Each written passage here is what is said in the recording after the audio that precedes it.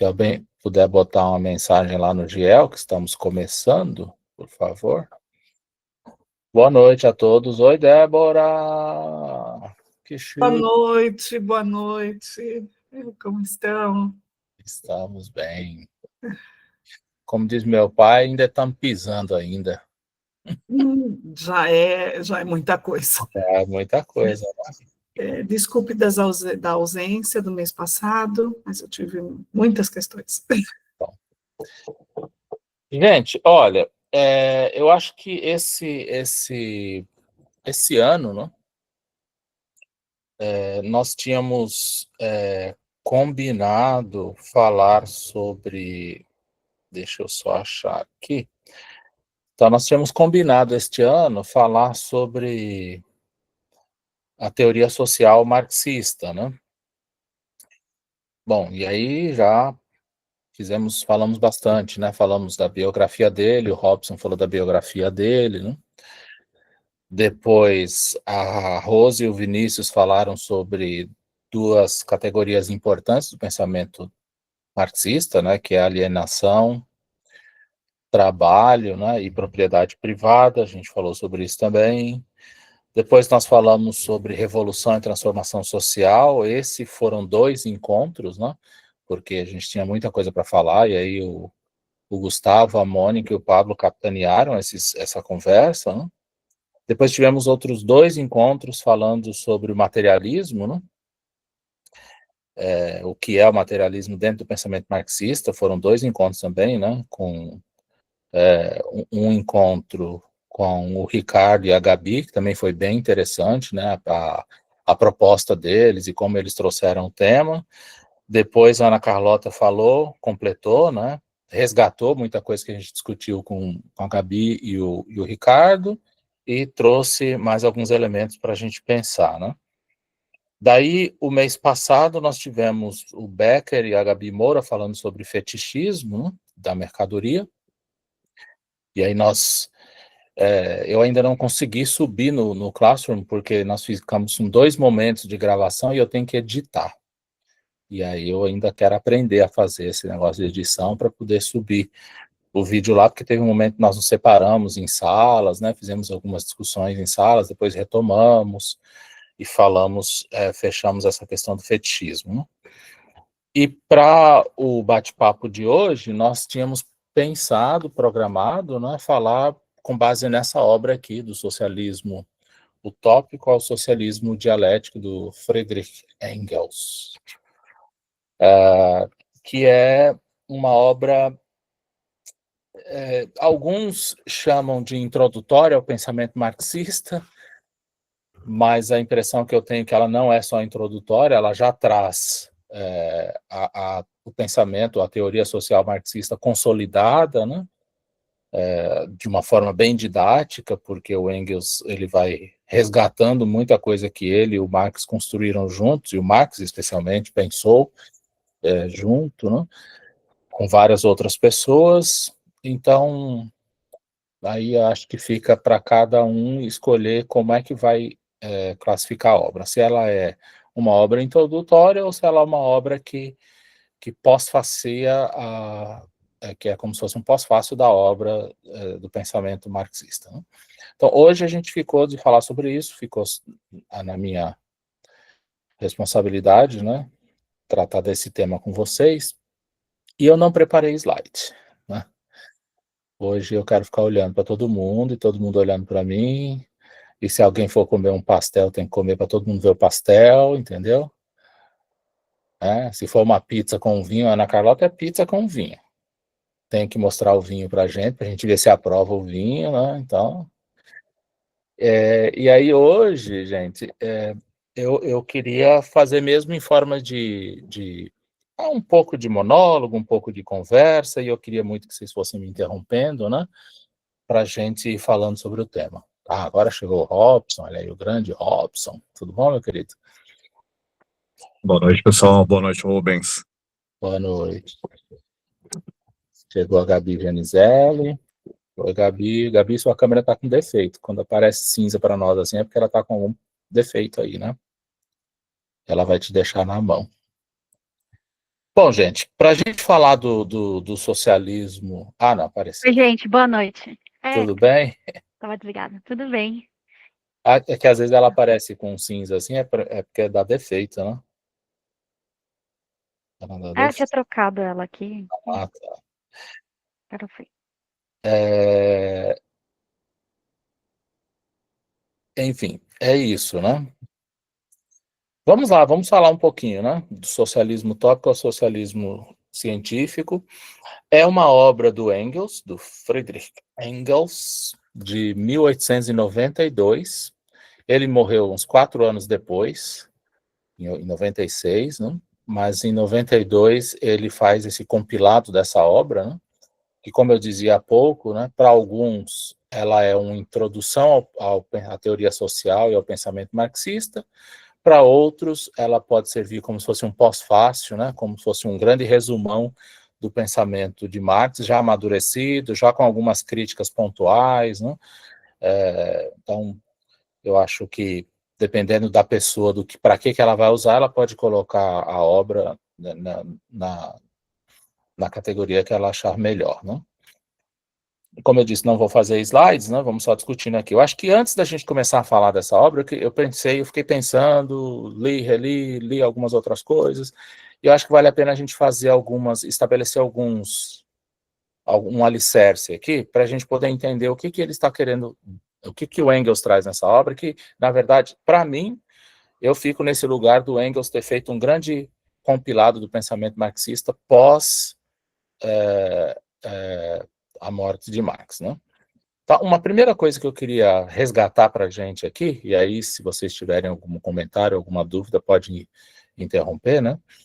É a gente entender o que é o chamado, o grande chamado, ou relembrar, ou rediscutir, ou falar sobre o que é o liberalismo.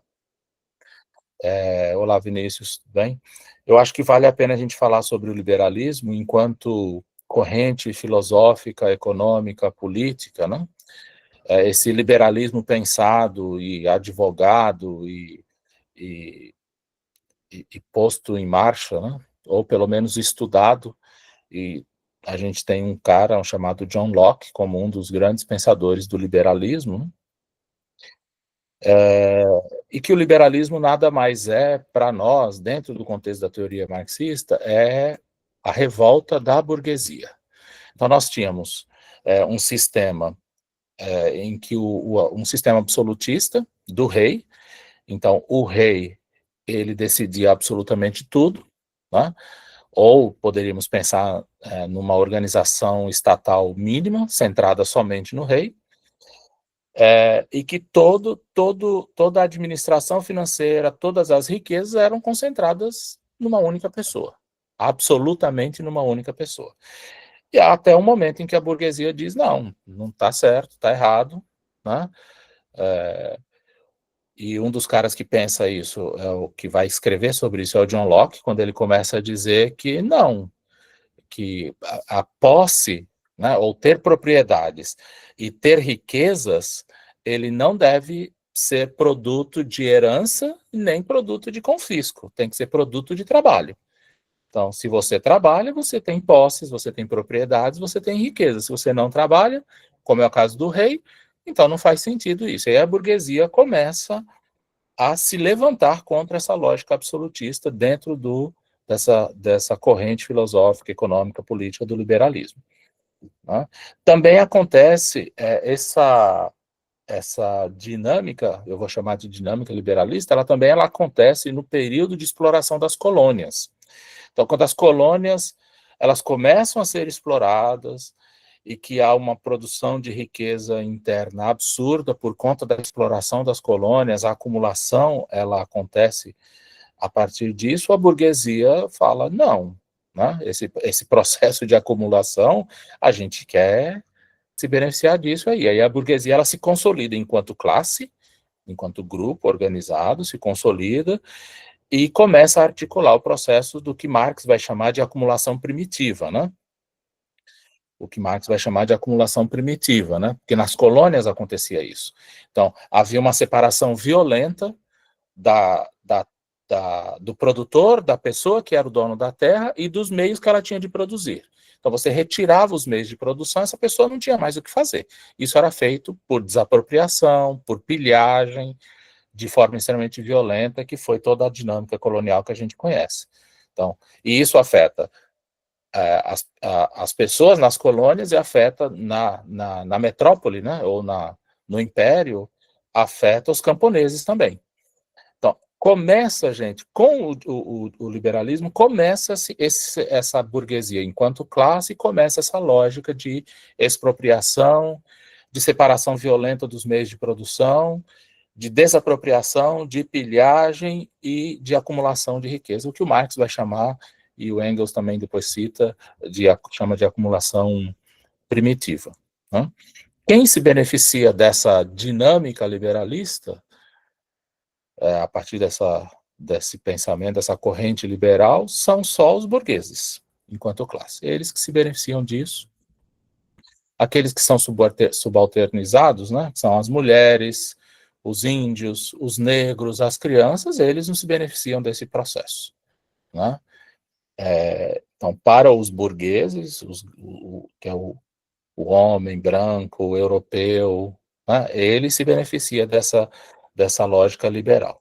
Né? E aí, com essa lógica liberal, e eu quis trazer isso para nós, porque é quando o capitalismo, ele já mostrava os seus tentáculos, mas é quando ele se consolida. A dinâmica capitalista, ela se consolida. Né? E aí a gente está falando aqui de século XVI, século XVII, que quando a burguesia se estabelece como classe, quando o acúmulo passa a ser o principal alvo, quando a exploração passa a ser o principal alvo, o processo de pilhagem, o processo de desapropriação passa a fornecer os elementos para essa burguesia se consolidar dentro dessa dinâmica liberal, e aí você tem o capitalismo instalado e com certidão de nascimento e tudo mais. Tá bom? Então, eu queria só chamar a atenção para esse primeiro momento, e aí vocês vão dizendo se o meu raciocínio vai fazendo sentido para vocês, tá? Um segundo momento, a gente vai ter, por conta disso, a gente vai ter contracorrentes. A gente vai ter pessoas que vão dizer, não, isso está errado, não é assim. Um deles é o Proudhon, Pierre-Joseph Proudhon, é um cara que vai dizer não, na França, e na Rússia, o Mikhail Bakunin também vai dizer não. Eles vão defender na década de 1840, já avançando aí, eles vão dizer que não, a sociedade ela precisa ser governada não por uma lógica liberal, por uma lógica liberal que solidifica, consolida ou põe em marcha a todo vapor o capitalismo, mas eles vão dizer que o Proudhon e o Bakunin e outros, né, vão dizer que a gente tem que pensar numa sociedade, aí eles vão chamar de sociedade governada pela razão pura. O Proudhon usa esse termo em 1840. E essa sociedade, a proposta deles é o anarquismo. Tá? Então, nós vamos falar de socialismo, vamos falar de comunismo, mas também é importante entender o que é o anarquismo dentro do pensamento filosófico, econômico à época. Né? A proposta do Proudhon, seguida por Bakunin e outros, é de um anarquismo, e aqui a gente está falando de anarquismo clássico, existem vários outros tipos de anarquismo, uma infinidade deles, né? Existe inclusive um movimento anarco-capitalista que apoia algumas dinâmicas e lógica capitalista, não é desse, estamos falando aqui do anarquismo clássico, proposto por Proudhon. Qual é a proposta deles? Então, primeiro você tinha o poder centrado no rei, depois esse poder ele é transferido, ou ele não é, a palavra não é transferido, né, mas ele é tomado, né, ou ele passa a ser exercido pela burguesia. E a dinâmica de exploração, de expropriação, de pilhagem, de acumulação, ela continua a mesma. Antes estava centrado no rei, agora ela passa a ser centrada num pequeno grupo de burgueses. Né? E o Proudhon, junto com Bakunin e outros, eles vão dizer que dentro de uma dinâmica anarquista não deve haver nenhum tipo de autoridade de nenhum tipo de grupo. Ninguém tem que mandar em ninguém. Essa é mais ou menos a linha de pensamento deles. Não deve haver nenhum tipo de hierarquia. Essa é a lógica do pensamento anarquista. Não deve haver nenhum tipo de dominação. nem econômica, nem jurídica, nem religiosa, inclusive, excluindo aqui a crença individual. Dentro do pensamento anarquista proposto por eles, deveria haver 100% de igualdade. Essa é uma primeira contracorrente a essa lógica liberal assumida pela burguesia. Né? E eles já entendiam nessa ocasião, que o capitalismo, enquanto força econômica, já era marcada pela dominação e pela desigualdade. Não tinha havido nenhum tipo de avanço em relação à lógica absolutista do rei. Né? Então, para eles, a sociedade precisava ser uma sociedade governada pela razão pura, autogestão democrática direta e não representativa, ou seja, você não vai ter um grupo que vai te representar, mas todo mundo vai decidir junto. Toda a comunidade vai participar amplamente de todas as decisões. E aí eles vão pensar numa lógica de radicalidade, que é a lógica do zero Estado.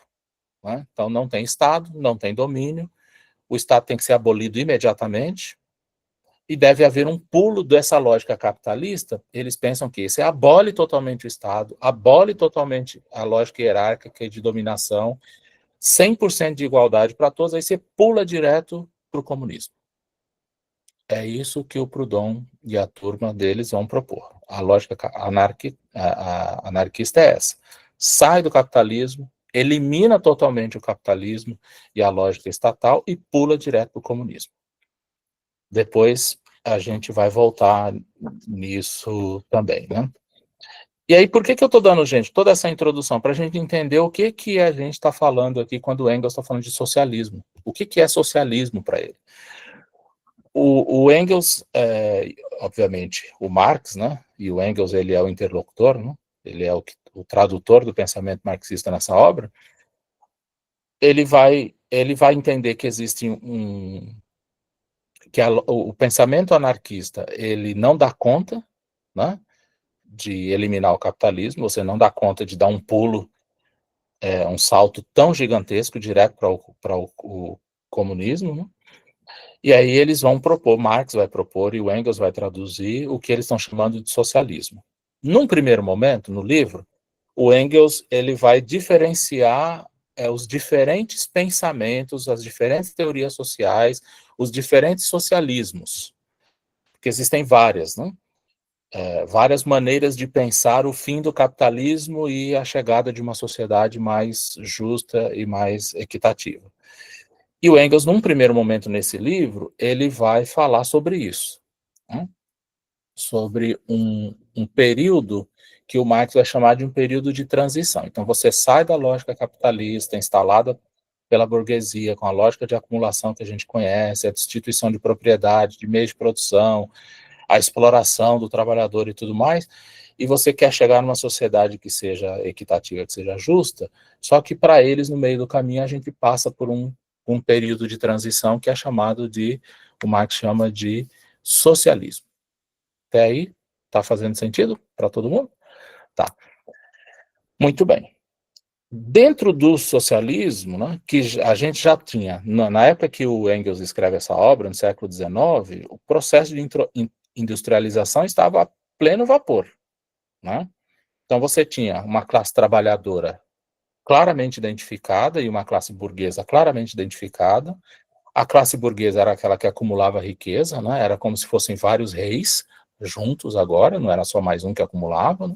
A classe trabalhadora trabalhava 16 horas por dia, 15, 16, 17 horas por dia, não tinha nenhum direito trabalhista, como férias, como descanso semanal remunerado, muito menos, né?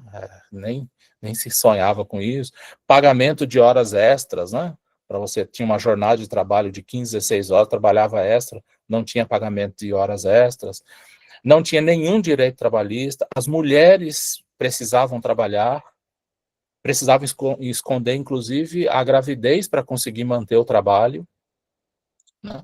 Crianças precisavam trabalhar, e havia grupos de crianças, por exemplo, crianças até 5 anos de idade, elas eram requisitadas nas grandes fábricas, né? Porque eram essas crianças que cabiam dentro das chaminés, para limpar as chaminés. Então, não podia ser uma criança de 10 anos, de 11 anos, de 15 anos. Né? Tinha que ser uma criança de até 5 anos de idade para limpar a chaminé. Então, já desde muito cedo, essa gurizada já estava com o pulmão escangalhado, né? Totalmente já destruído por conta desse trabalho de limpar chaminés. Era essa a lógica era esse o cenário do século XIX, que o Proudhon, um pouco antes, conclama ou tenta arregimentar pessoas para uma lógica anárquica e não dá conta, e que o Marx ele vai fazer uma contraproposta. E dentro dessa lógica, dentro desse cenário todo, né, em que você já tinha essas duas classes muito claras, a classe da burguesia e dos trabalhadores, ou os trabalhadores chamados de proletariados, e o proletariado aqui não é nenhum elogio, é um termo depreciativo, né? Proletariado vem de prole, ou de muitos filhos. Então, o trabalhador era aquele que tinha muitos filhos e precisava ter muitos filhos também para poder conseguir trabalhar e a família toda trabalhando conseguir pelo menos se sustentar, pelo menos sobreviver, né? Pelo menos se manter viva. Então, aí você tinha essa classe de trabalhadores ou do proletariado, né? E, bom, nesse cenário todo caótico e horroroso do século XIX, você tem um grupo de pessoas que vão pensar, que vão concordar com a ideia do Marx, de um socialismo ou uma sociedade de transição, e que vão fazer propostas. Uma delas é o que o Engels chama nesse livro aqui de socialismo utópico. São as pessoas que, para o Engels, elas fazem propostas utópicas porque são propostas que, de fato, não chegam em lugar nenhum, que não dão conta, e aí ele está usando aqui como referência o Thomas Morris, que não dão conta de chegar em lugar algum. Né? Não são viáveis, não são factíveis. Porque são propostas que propõem reformas na lógica capitalista. Propostas que propõem adaptação somente na lógica capitalista. Né? Não são propostas que são pautadas pela realidade concreta, pela materialidade, né? Pelo materialismo marxista. Né? Então, são propostas que não chegariam em lugar nenhum. E ele cita nesse livro alguns nomes, por exemplo, vocês leram o texto, então eles citam, por exemplo, Charles Fourier, é um deles, é um dos primeiros. O Charles Fourier, a proposta dele, a proposta socialista do Charles Fourier é baseada numa agroindústria coletiva. Então você tem fazendas coletivas, são criadas fazendas coletivas, é criada uma agroindústria, só que essa criação dessas fazendas coletivas, dessa agrocoletividade, ela não só patrocinada, ela é criada, organizada, mantida, sustentada pelo Estado. Então, o Estado burguês continua existindo e continua atuando, e a proposta do Fourier é desse Estado ele agora ser um Estado que se pauta pela filantropia. Então, a gente vai criar essas fazendas coletivas e, obviamente, que a proposta dele não avança, até porque os burgueses não tinham nenhum interesse de fazer filantropia, né? Eles estavam em plena marcha de acumulação, né? Vem um outro cara, o Engels também fala dele, Saint-Simon. Saint-Simon também é um outro utopista, um outro socialista utópico, que também faz uma proposta, né? E o Engels discute. Então, cada um desses caras, o Engels mostra a proposta e depois desmonta. Diz por que não faz sentido. O Saint-Simon, ele vai propor uma sociedade baseada na tecnocracia. Ou seja, é uma sociedade que deveria ser gerida, governada, administrada por pessoas sábias, por tecnocratas. E essa sociedade de tecnocratas, que continuaria sendo a burguesia, iria lutar contra o ócio, contra pessoas ociosas, que não tinham o que fazer. Né?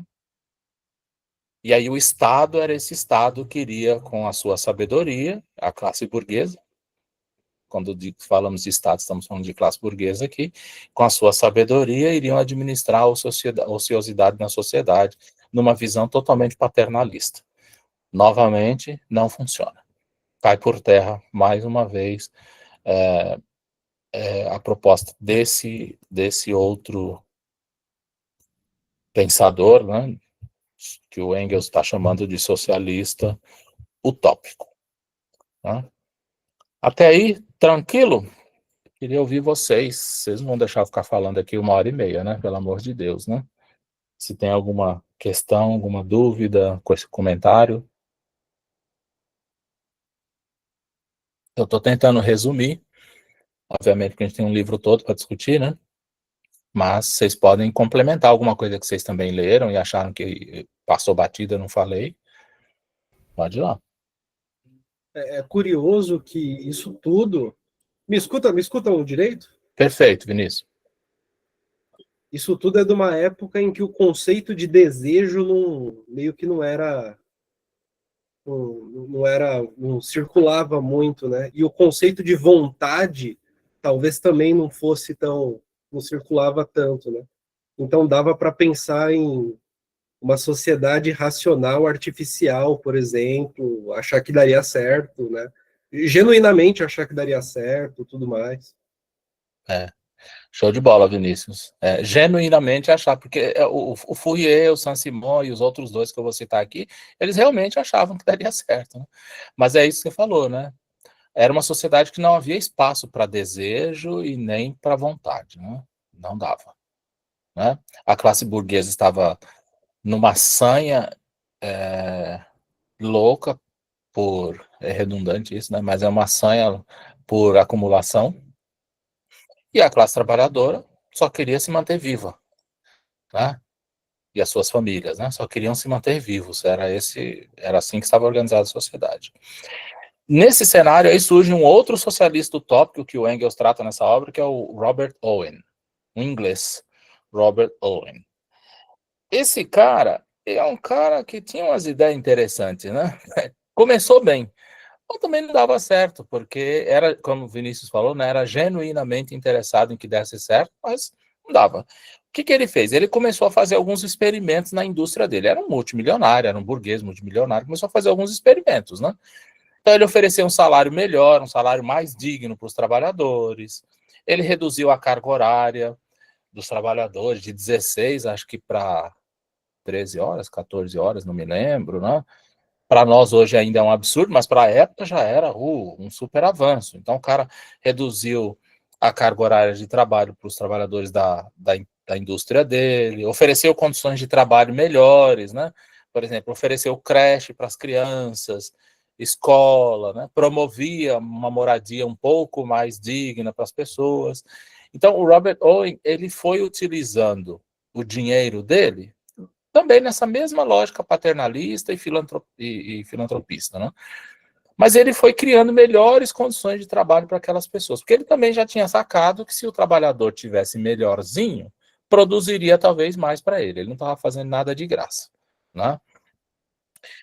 E ele começa a investir isso, né? E começa a diminuir o lucro dele para poder fazer esses investimentos. Faz, inclusive, um experimento social em uma cidade inteira, né? Em uma de suas empresas, em que ele melhora de fato a vida do trabalhador, ele melhora as condições de existência daquelas pessoas, né?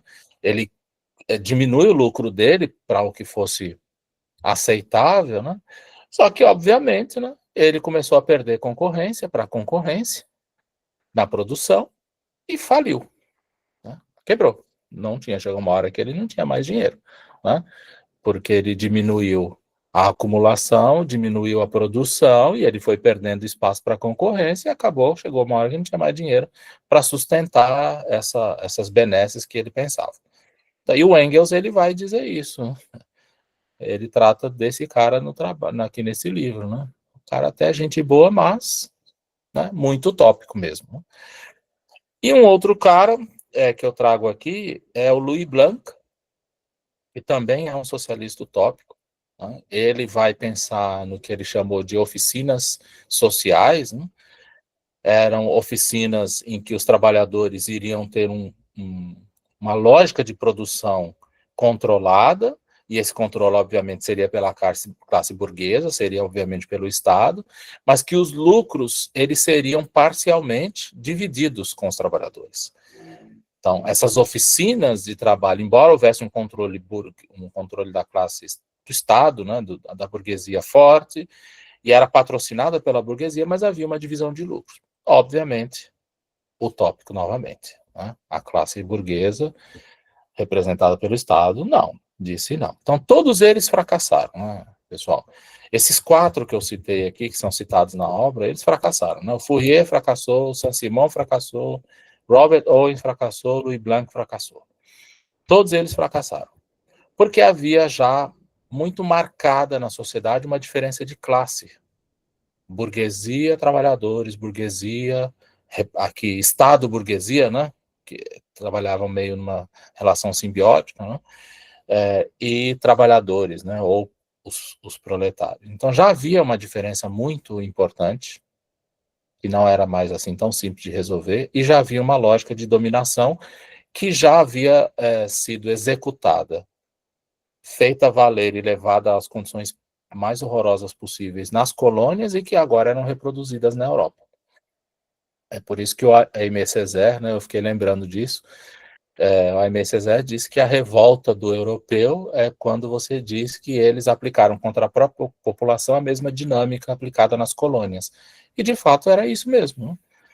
A mesma dinâmica de dominação foi aplicada. Porque a gente está falando aqui do trabalhador, que é o europeu branco. Né? É essa pessoa que é o trabalhador, né? Que é a classe trabalhadora dominada. Né? Então, a proposta desses socialistas utópicos fracassou por conta disso, dessa lógica, essa diferença de classe, essa diferença de dominação, esse controle do Estado absurdo representado, que representava a burguesia, né? E essa sanha de exploração, desse sistema de exploração que não estava disposto a abrir mão, em hipótese nenhuma, dessa exploração. Então, não tinha como a proposta desses senhores utópicos funcionar. Tá? Então, essa é o primeiro grande mote desse livro, tá? Quando ele está falando do socialismo utópico. Havia um entendimento de uma sociedade de transição, mas que as vias propostas eram totalmente impraticáveis. Né? E daí, na segunda parte do livro, o Engels ele vai tratar do socialismo científico, que é um termo que sofreu muitas críticas, né? Sofreu muitas críticas, né? A escolha da palavra científico. A gente tem que lembrar aqui que eles viviam num período bastante marcado pelo positivismo, em que a ciência ela precisava ser replicável, precisava ser escalável, enfim. E não era essa a proposta do Marx. Né? Um grande crítico do pensamento marxista, especialmente quando se fala do socialismo científico, foi o Karl Popper. Né? Ele disse que o Marx falhou, errou, porque a proposta dele não era replicável, não atendia às leis universais, não era positiva, pensando aqui no positivismo, né?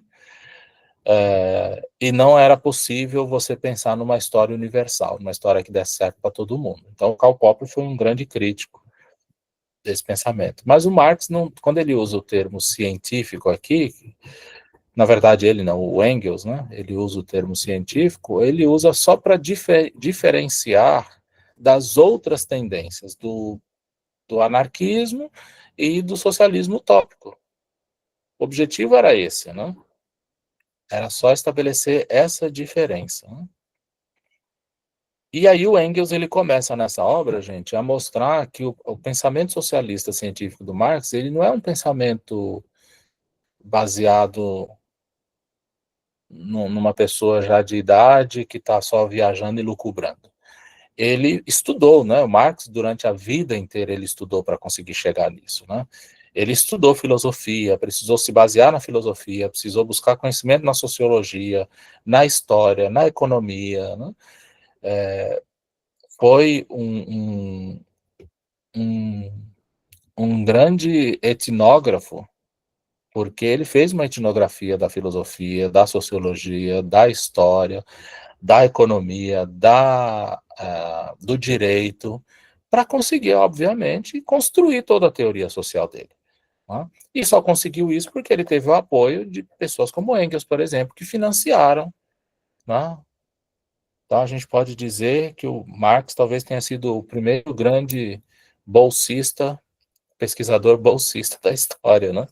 Que ele era subsidiado para conseguir dar conta de tudo isso no tempo de vida que ele tinha. Né? Se ele não tivesse sido subsidiado pelo Engels e outros, ele não daria conta de construir quase nada da história dele. Né? Nós não teríamos o marxismo como temos hoje, tão consolidado enquanto teoria social. Né? Muitos outros que vieram depois do Marx, isso gostando do Marx ou não, tem que reconhecer que ele conseguiu construir uma teoria com começo, meio e fim. Né? Deu tempo dele terminar o pensamento social dele. Né? E hoje em dia a gente tem grandes nomes na teoria econômica, social, jurídica, filosófica, histórica, antropológica e tudo mais, mas que a vida do cara termina antes, né? Ele tem que trabalhar para se manter, enfim, ele está dentro da lógica do capitalismo. Né? O Marx conseguiu, embora o capitalismo imperasse, ele conseguiu viver fora dele, né? Com o patrocínio, com o apoio de outros. Né? Então, por isso que o pensamento dele o Engels chamou de científico, porque de fato havia uma base científica ali, não era a lucubração da cabeça dele, não era empírico, só por observação, não, ele construiu o pensamento a partir de vários outros referenciais teóricos que o ajudaram nesse sentido. E quais são os princípios fundamentais do pensamento socialista marxista? Princípios fundamentais. Né? Que a classe trabalhadora é a classe potencialmente revolucionária. E quando o Marx está falando de revolução aqui, gente, ele está falando de mudança. É a classe que daria conta, que tem o potencial para mudar. É isso que ele quis dizer. É a classe que tem, até pela quantidade, é a classe que tem condições de reunir a potência necessária para fazer uma revolução no sentido de mudar, de quebrar com essa lógica capitalista exploradora. Esse é um princípio número 1. O princípio 2, um segundo princípio fundamental do pensamento marxista é que não dá para dizer que a burguesia e a classe, os explorados e os exploradores, os dominados e os dominadores, vão fazer piquenique junto no parque, ser gente boa, virar amiguinho. Não vai virar amiguinho. Não tem como. Né? Essa potencialidade da classe de trabalhadores para produzir uma mudança, ela vai produzir através de luta. Não tem como você quebrar, aí o Gramsci ele vai explicar isso melhor, né? Não há como você quebrar uma hegemonia se não for por meio de luta. Né? Não dá. E eles chegaram a essa conclusão até porque os socialistas utópicos já haviam tentado, vamos dividir o lucro, vamos dividir o pão, vamos criar uma oficina, vamos fazer filantropia, e já viu que a burguesia dizia que não queremos fazer isso de jeito nenhum, a gente quer acumular e ter o nosso, e ganhar o nosso, e o nosso, e o nosso, e o nosso. Então, Marx, ele entendeu, falou, olha, gente, esse negócio de vamos sentar na mesa de negociação para fazer a divisão de lucro aqui, isso aí é sem chance, não vai rolar. Né? Então, ele é o segundo princípio, então, que fundamenta o pensamento socialista dele. E o terceiro princípio, Cris, agora é contigo, Cris, é que esse pensamento ele passa pelo método. Ele diz que não é só teoria, você precisa ter também um método. Não é só o desejo de fazer, sei lá, uma pizza, mas é o método para fazer essa pizza. E o método que o Marx vai propor é o materialismo histórico dialético. Esse é o método que ele vai propor. Esse é o terceiro princípio importante do pensamento social marxista. Então, só recapitulando, o proletariado ou os trabalhadores é a classe que vai ter condições de fazer isso, não vai ser tomando um chazinho das 5 da tarde que a gente vai resolver, não dá, vai ter que ter luta. Né? E o terceiro, ele precisa de um método, e o método é você conseguir fazer uma análise concreta da situação real da humanidade. e essa análise concreta da situação real da humanidade, para entender exatamente as particularidades de cada local dessa mudança social proposta, a ser proposta, ela vai acontecer por meio do materialismo histórico dialético. Então, o materialismo. O que é o materialismo histórico dialético? Né? Pensando rapidamente aqui. Ó. Marx, quando ele fala de materialismo, ele está falando sobre olhar as produções de existência social. Como é que a sociedade ela existe? Concretamente. Né? É isso que é o materialismo. Que aqui é a oposição ao idealismo hegeliano. É isso que o Marx está propondo aqui. Então, o materialismo é você olhar para a realidade concreta, os meios de existência social concretos. Olhar a vida social nua e crua. É histórico, precisa olhar pelas lentes da história, porque esse processo material, ele é desenvolvido, ele foi desenvolvido ao longo da história daquela sociedade. Então, ela é processual, e a história vai dizer muito, como é que começou aquele processo de violência, aquele processo de vulnerabilização. Então, é processual, é por isso que alguns de vocês têm me ouvido falar várias vezes que eu tenho preferido pensar mais em verbos como processo, porque você tem que olhar o processo. Se você não olha o processo, você diz que a história, você está dizendo que a história ela já está dada, já está posta, é isso mesmo e está tudo certo. E Marx dizia, não, tem que olhar o processo de desenvolvimento daquela sociedade, historicamente. Como foi produzida aquela violência? Como foi produzida aquela exploração? Como foi produzida os meios de exploração, de violência, de pilhagem e de desapropriação e tudo mais. Então, precisa entender como é que a história foi construída. E é muito interessante isso, viu, gente? Porque quando você entende isso, você sabe exatamente onde você vai gastar a sua energia. Né? Por isso que precisa do método. Não dá simplesmente para sair agora e vamos sair dando porrada. Não, você precisa ter um método para saber exatamente onde atacar, como atacar, né? Pô, e a gente olhando para a medicina, é óbvio isso, né? Se você está com dor de estômago e vai no médico e o médico te dá um remédio para, sei lá, para tratamento de câncer, né? É provável que ele te mate, né? Se ele não sabe exatamente o método e onde atacar, qual é o histórico da sua doença para poder ajudar, não vai resolver. Usei um exemplo aqui exagerado, obviamente. Né? E é dialético também, o método é o materialismo histórico dialético, e ele é dialético também porque, diferente do idealista Hegel, embora o Hegel já dizia que a realidade, que a dialética ela envolve uma certa movimentação, mas o Marx ele se apropria do pensamento dialético do Hegel e leva para um outro patamar, quando ele diz que olhar a realidade concreta pelas lentes da história e do processo de desenvolvimento vai fazer a gente entender que a realidade ela vai sofrendo mudanças constantemente. E essas mudanças, elas são cheias de contradições e de conflitos.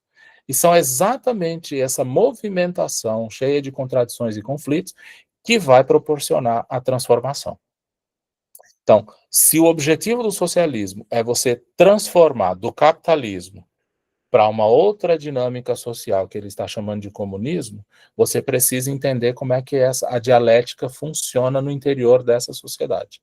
Quais são as contradições e os conflitos que vão se movimentando e como é que eles vão produzir mudanças, como é que eles podem ser usados para produzir transformação. Então, isso é de uma finese metodológica, assim, muito genial, assim. Pode falar, Cris, não precisa levantar a mão, não, só abrir o mic. Eu ia até deixar passar, Rubens, porque eu estou tão cru nisso aqui, eu tenho medo de falar besteira. Mas, você foi falando aqui, eu vou, só para eu poder entender, você foi falando desses 3 princípios básicos do pensamento marxista. Eles precisam acontecer todos ao mesmo tempo ou em conjunto para que haja essa virada.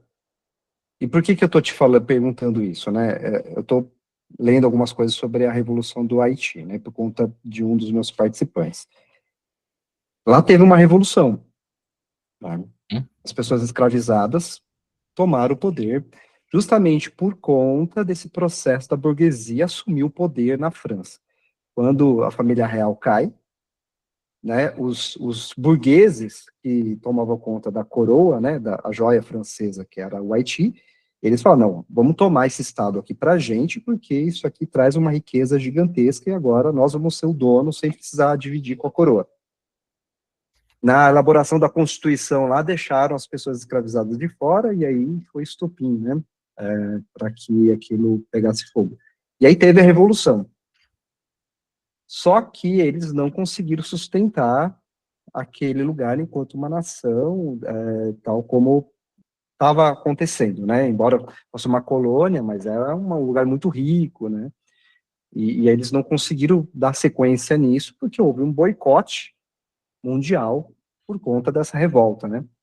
A gente pode dizer que ali o processo não se concentrava só no Haiti, não era um jogo de força, uma relação de poder que se concentrava somente ali, naquela ilha, e a gente pode pensar numa questão global, porque os países não reconheceram o Haiti como um país soberano, não quiseram fazer negócio, né?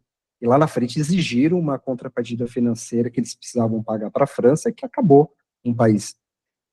Então a gente pode pensar que a revolução, ela não pode ser só local, a depender do fenômeno, ela precisa ser sistêmica, né? Porque ali, no caso, não acabou não rolando. Ô Cris, não, não tem esse negócio de falar bobagem, não, porque a gente está construindo pensamento juntos aqui, né? Mas assim, você resume a história do Haiti, que o meu limite é esse também, né? Que você resume, meu limite de conhecimento é mais ou menos esse também. Mas eu não sei se eu usaria o Haiti como um exemplo de esforço de implementação de um socialismo marxista. Entende? E aí eu não usaria,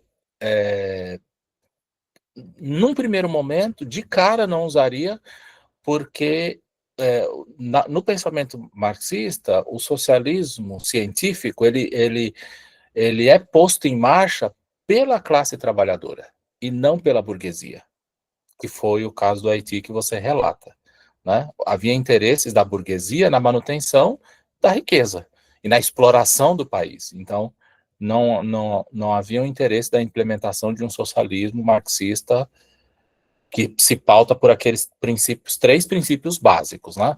Quem movimenta, quem põe em marcha é a classe trabalhadora, não foi isso que aconteceu. Portanto, como não foi isso, não houve uma luta de classes, né? Não houve nenhum movimento, era uma burguesia que já estava instalada, que só pensou numa outra lógica de exploração, de continuidade da exploração, né? Que acabou resultando na Revolução, enfim, e o resto da história toda, né? Então, eu não sei, eu queria até ouvir os demais, né? O Robson, que está aí sinalizando, né? Mas eu não consigo enxergar que tenha sido um movimento socialista marxista no Haiti. Posso estar enganado. Se alguém quiser complementar ou comentar.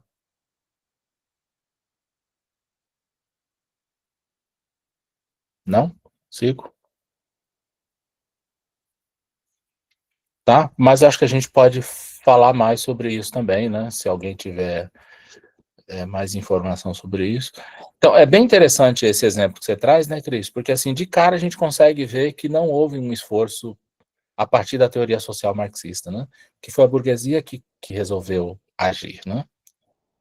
Foi a burguesia. E se não me engano, quando há o levante dos ex-escravizados, né, dos colonos, contra a burguesia haitiana, que obviamente eram os franceses, né? E quando há o processo de punição, né? Então, primeiro existe um boicote internacional, e eu acho que o boicote não foi contra, e aí me corrija, por favor, se estiver errado, né? estiver dando algum lapso aqui, não foi contra os ex-colonos que se revoltaram, era contra a dinâmica burguesa que queria manter a lógica de exploração por outros meios, né? Então houve o boicote, e a obrigatoriedade de pagamento, que foi o que quebrou o país financeiramente e economicamente, foi ainda do Império, né? Da França exigiu do povo. Bom, vocês querem ser livres? Querem ser uma nação livre? Então vocês devem não sei quanto para nós. E aí é muito contraditório, porque essa cobrança, essa hipoteca que a França impõe sobre o Haiti, ela é depois ratificada pela comunidade internacional. Tanto que o Haiti foi obrigado a pagar. Né? É muito doido. Num primeiro momento, a comunidade internacional diz não, mas num segundo momento, a comunidade ratifica essa hipoteca. Na verdade, foi uma grande jogada para mim da França, né? Que só trocou os meios de exploração e de dilapidação do Haiti enquanto povo, né? Enquanto nação, enquanto território. Né? Não sei se está fazendo sentido aí. Vocês podem, por favor, comentar.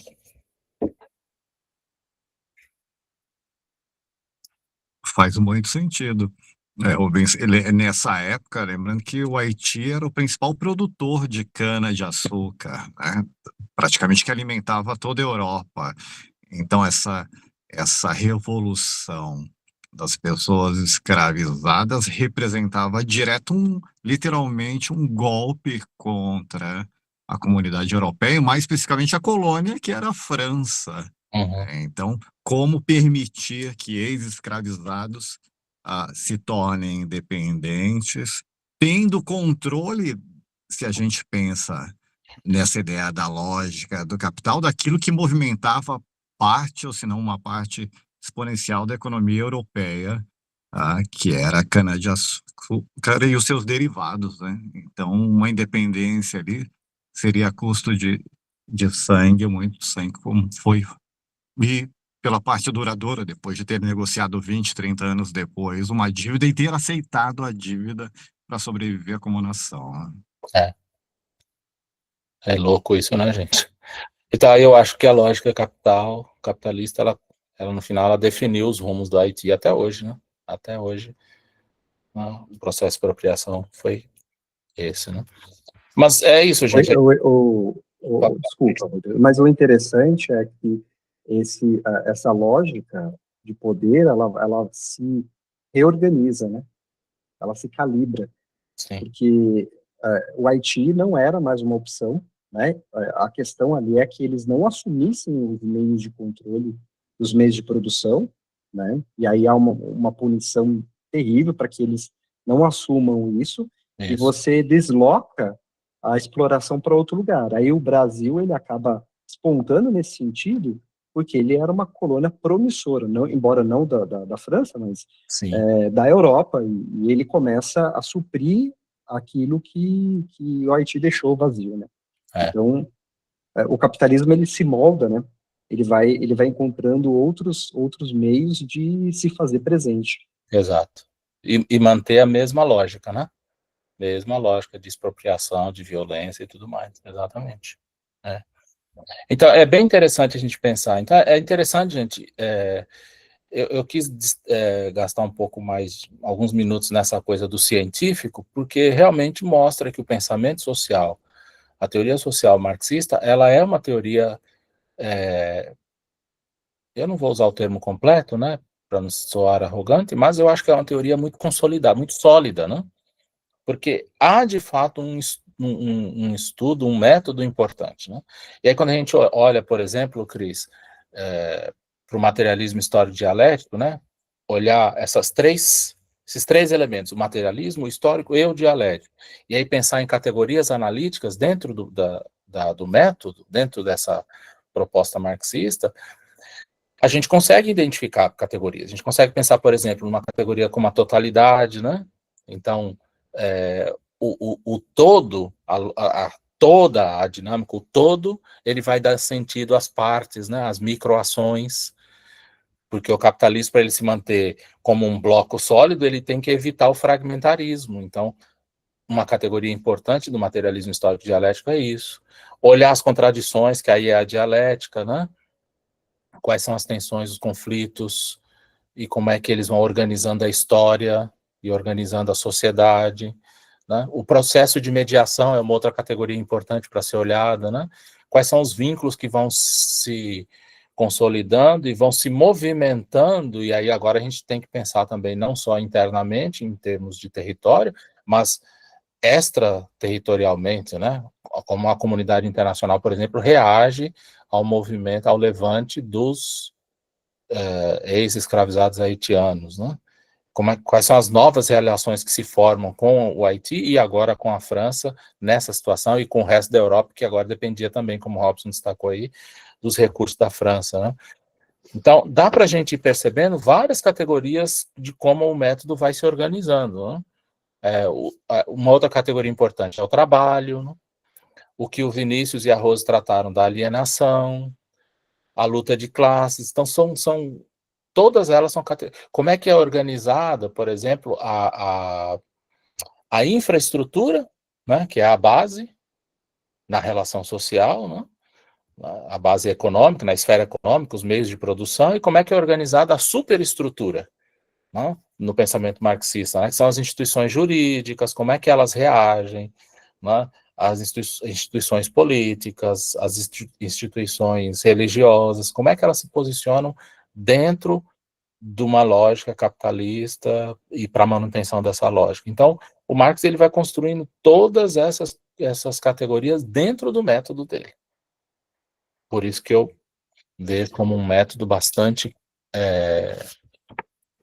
importante, consolidado mesmo, né, para a gente fazer uma análise social bem, bem fundamentada. E daí o científico, né, gente? Não dá para a gente negar que o científico está presente, né? E a crítica do Popper e outros é porque ela parte de uma racionalidade positiva, né, ou positivada, né? E não era isso que o Marx queria ver. O Marx estava olhando sociedade, estava olhando gente, né, estava olhando movimento, né?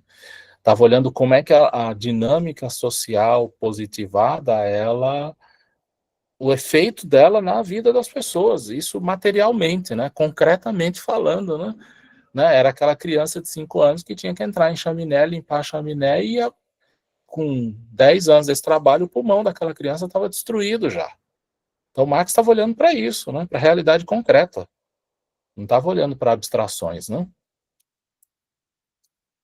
E eu acho que aqui fica um bom gancho para nós, né, gente? Para a gente pensando nas nossas teorias, né? Como é que a gente olha para a realidade concreta das nossas teorias também, né? Ou dos caminhos de pesquisa que nós estamos trilhando, né? Isso é uma coisa que quem já está comigo andando há algum tempo já me ouviu falar inúmeras vezes, né? A pesquisa que não chega em ninguém, concretamente falando, né?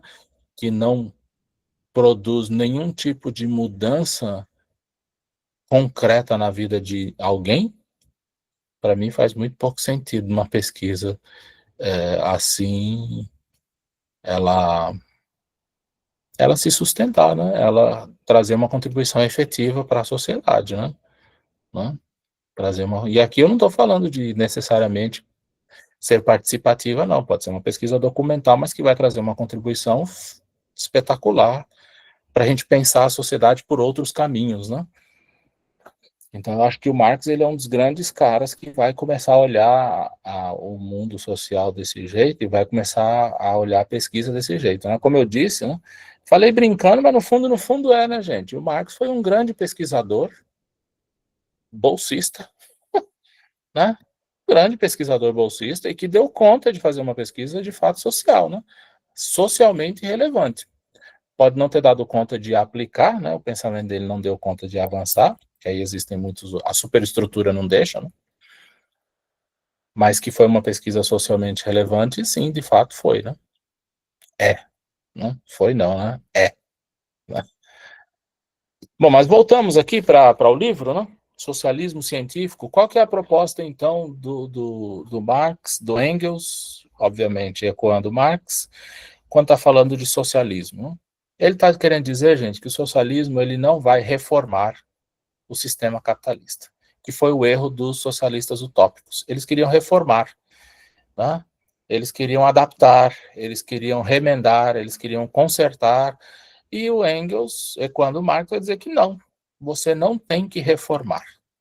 Ele está para além de reforma. Tá? O capitalismo está para além de reforma. Ele precisa ser mudado. E aí tem uma citação logo no começo, que eu marquei, né? Que o Engels, que trata exatamente disso, logo no começo. Na verdade, não é o Engels falando, né? É um leitor do Engels, né? Que ele cita assim, ó, na página 16, ele diz, ó, para o Engels, a burguesia derrubou a ordem feudal para estabelecer sob suas ruínas a ordem burguesa. Não mudou nada, só trocou. O reino da livre concorrência, do contrato livre e da igualdade perante a lei. Aqui é uma coisa bem curiosa, né? A gente que está num programa de pós-graduação, por exemplo, falando de inclusão, e a gente está falando dessa inclusão perante a lei, não é uma armadilha? É uma armadilha, né? É uma coisa que eu tenho discutido ultimamente, né? Questionar, inclusive, as bases da inclusão, né? É uma coisa que eu digo, a Rose está aqui, não sei se ela consegue ouvir, que ela está num evento, gente, mas é uma coisa que eu já discuti uma vez com a Rose, né? A gente ficar pensando em políticas públicas, se nós não temos a força da caneta, não temos como alterar a política pública, porque ela faz parte de uma ordem capitalista.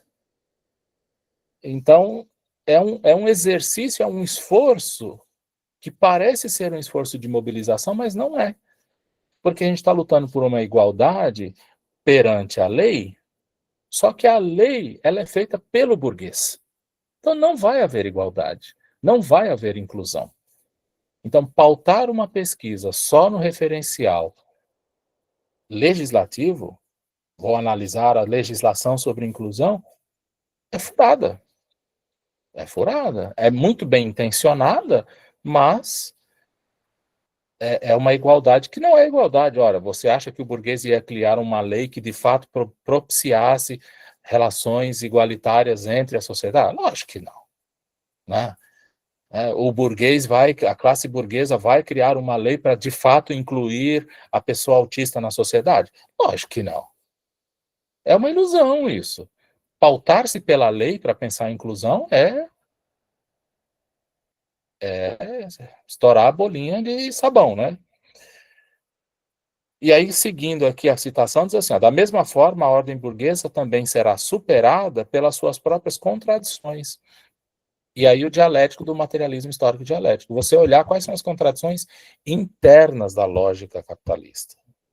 Quando as forças produtivas capitalistas entrarem em choque com as relações de produção, estarão maduras as possibilidades de superação do sistema, e a missão do proletariado é constituir uma nova sociedade, a sociedade socialista, com o fim da exploração e abolição da sociedade de classes. Então, enquanto existe sociedade de classes, e não há luta, oficialmente, para desmontar a lógica dessa lógica de sociedade de classes, e houver uma classe que domine e que explora, você tem o capitalismo vigente. Por isso que não dá para falar, de vez em quando a gente lê um texto aí, porque vivemos num período pós-capitalista. Que mundo que essa criatura está vivendo? Que é? Porque ele já tem uma máquina do tempo que ele conseguiu chegar lá na frente e voltou para dizer para nós que já existe esse não tem lógica pós-capitalista, gente. Não tem lógica pós-modernista. Né? A gente continua vivendo dentro da mesma dinâmica de exploração do século que começa lá atrás, no século 9, 10 e daí para frente. A lógica é a mesma, não tem pós. E é exatamente isso que o Marx vai dizer. Gente, pé no chão aqui, o rolê é esse aqui, ó. Né? A base continua sendo a exploração. Então, se a base continua sendo a exploração, para mudar, tem que eliminar isso. É o primeiro item, né? É o que ele propõe com o socialismo. Então, o socialismo, então, é esse período de transição. Então, Marx, ele diz, a gente está na lógica capitalista, tem que mudar para uma outra lógica, né? A meta é uma outra lógica social, uma outra dinâmica social, que seja pautada pela justiça social, pela lógica equitativa, e ele vai chamar esse período aqui de comunismo. Vai dizer que é aqui. O desejar, a meta é essa aqui. Mas no meio do caminho precisa fazer uma transição. A transição é o que ele vai chamar de socialismo. Tá? Então, toda vez que a gente vai falando de socialismo, a gente está falando desse período de transição. Então, ó, é muito cuidado quando a gente vai escrever os nossos textos, né? Por exemplo, algumas nações hoje, a palavra comunismo hoje em dia está famosa, né? E algumas nações ou grupos se dizem comunistas. Já estamos vivendo dentro de uma lógica comunista? Não. Então, é dizer que a aspiração daquele grupo ou daquela nação é ao comunismo é uma coisa, agora dizer que já é, não é. O mesmo se aplica ao socialismo, né? A gente tem alguns países no mundo que se dizem socialistas, né? Mas não são socialistas, porque eles usam o mesmo ferramental e a mesma dinâmica de operação do capitalismo. Estou falando bobagem, não? Olha lá, China, não é socialista? Mas qual que é a lógica que impera na China? Não é a distribuição igualitária, não é a eliminação das propriedades privadas, não é a restituição dos meios de produção para todo mundo, não é nada disso. A lógica é capitalista. Quanto mais dinheiro, melhor.